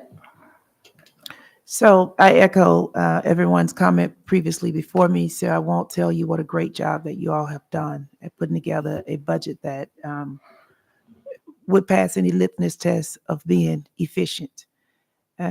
But I think about the budget and I think about resiliency. I think about all the things that's encompassed inside of a budget. And probably different from many, I think that adding $7 million to the budget, given all of the amendments that we have talked about this evening, every last one of them being equally important as the one that laid out here. I think about the impact of something that we talked about healthcare, all the things that's going inside the budget. It takes a lot to educate 84,000 students. It takes a lot of work to go into putting the budget together, especially the operating budget, because everybody wants a bite at the table. I appreciate all of the public that came out for all the comments that was made and all the education that was given to us through the public about what they thought was important about the budget. And what I think is really important for me is basing decisions on the input. So when people come out, when the public comes out and they have a change of thought or change my mind about a thing that I may have not looked at. I heard someone earlier say that robotics, never, I think it was you, Mr. Stansky, that said robotics never meant so much to you until here recently. I feel that same way about learning about literacy and learning about the blueprint and understanding where the National Board of Certification and the impact that it has. It's very eye-opening. And I say all that to say that I love the drill of going through the budget because spending so many billion dollars in this county to educate our students, while it may be a large amount, it's still not enough to be able to get the resources that we need here for our students. We heard that comment earlier. And while I do appreciate everyone that can tell us to be bold, I'm saying the same thing to them. Be bold and realize that not only is Dr. Bedell being a good steward of the government's money, so is the board members here. We're doing everything that we can to make sure that we advocate to the tune of $7 million to add to the superintendent's budget so that we can advocate for the individuals that may or may not have a voice at the table. And so I do support the budget. I do support the increase in the budget because I don't think that it's a lot of money given the consideration that we're going to have to look at for this school system in the future. I think it's a very small fee for us to pay for the education of the many students that we have. And lastly, I will say over and over again, is that what our education system continuously talk about is equity and having equity across the board. I can tell you that the budget and the county's budget needs to be equitable when it comes to educating the students, because there's not one individual in this county, over the 600,000 people that are in this county, that are not impacted by AACPS. So I asked them to support it. I asked them to continue to support the superintendent's budget, but also to support and respect the will of the board for us to have the opportunity to look at the budget and increase the budget, given that this motion passed to pass this budget tonight. Thank you. Ms. Shalheim. I lied, I will speak a little bit. This increase is 0.44% above what Dr. Bedell's budget is. And I didn't say this on mic, but I did tell him earlier, and I've been telling him that this budget is great. I always shoot the moon. I'm not sorry about that. I always try to ask for what we actually need, and without fear. And I did try that again tonight. Some of it passed, some of it didn't, and that's what happens. I thank you, Mr. Stansky, and your entire team for your work on this. I thought everything that my colleague, Dr. Tillman, said was spot on. And I do implore the county executive and the county council to be brave in their deliberations on this. We inherited a school system when we got on either in 2018 or 2020 that had been grotesquely underfunded for decades by previous county councils and county executives, and this is the direct result. So the direct result is extraordinarily high caseloads for school counselors. The direct result is many staff in this county not making a living wage, having to live with roommates in their 40s just to live and work in the same county, which I find unexcusable. And so, we've had to dig out quite a bit, this board and the previous iteration, that some of which are still here, from 2018 to 2020. And so we'll be digging out for quite some time, just to get to the waterline where people can live and work in the same county, and not have roommates and not have to have multiple jobs, et cetera. We're not there yet, and this budget doesn't get us there, but I'll be a proud supporter of it, and I'll advocate fervently for it. And I'm just grateful for all the work that Dr. Bedell and staff have put into this. Thank you. Okay, Mr. Lynn, I want to check to be sure. You have anything you want to say? Okay, just wanted to be sure. So I'm going to be brief. If you could take Dr. Tobin's comments and Ms. Dent's comments and put them together, that's what I would say. And I'll kind of end by simply saying I see my role is to advocate for the needs of our students, and that means I have to advocate for the needs of our staff. I would like to thank Dr. Bedell absolutely for everything that he's done to put together his budget, Mr. Stansky, the entire team. I would also like to thank my colleagues, because I hope everyone out there understands this is not a simple process. The amount of time that has been invested by all of my colleagues, it's just off the charts. And we all do what we do for the best interests of our students.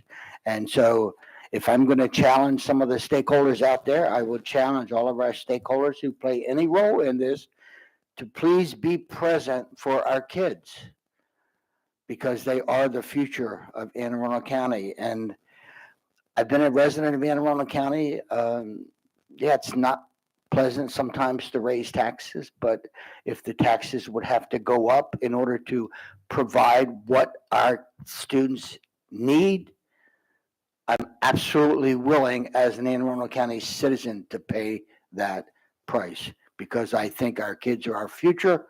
And I think they're absolutely worth it for sure. So I think we're at the point where we're ready to vote. Ms. Howe. Ms. Shaw, I move to approve the superintendent's recommended fiscal year 2025 operating budget as amended in the amount of $1,719,768,347. Ms. Frank? Nay. Dr. Tobin? Aye. Ms. Ellis? Aye. Ms. Corkadell? Nay. Ms. Schallheim? Aye. Ms. Dent? Aye. Mr. Lynn? Aye. Mr. Silkworth? Aye. 6 in the affirmative, 2 in the negative, motion passes. Okay. So that concludes item 6.07. We move on to item 7.01, monthly financial status report. Any questions? Okay. Just a few announcements. The next general board meeting will be on Wednesday, March the 6th, 12 p.m. in the boardroom. Pardon? They're not here. Or we actually did that. So we don't have anyone. So policy committee meets Tuesday, March the 5th, 3 p.m. virtual meeting, and equity committee Tuesday, February 27th, 12 p.m. virtual. Do I have a motion? Motion to adjourn. Second. Good night, everyone. Thank you.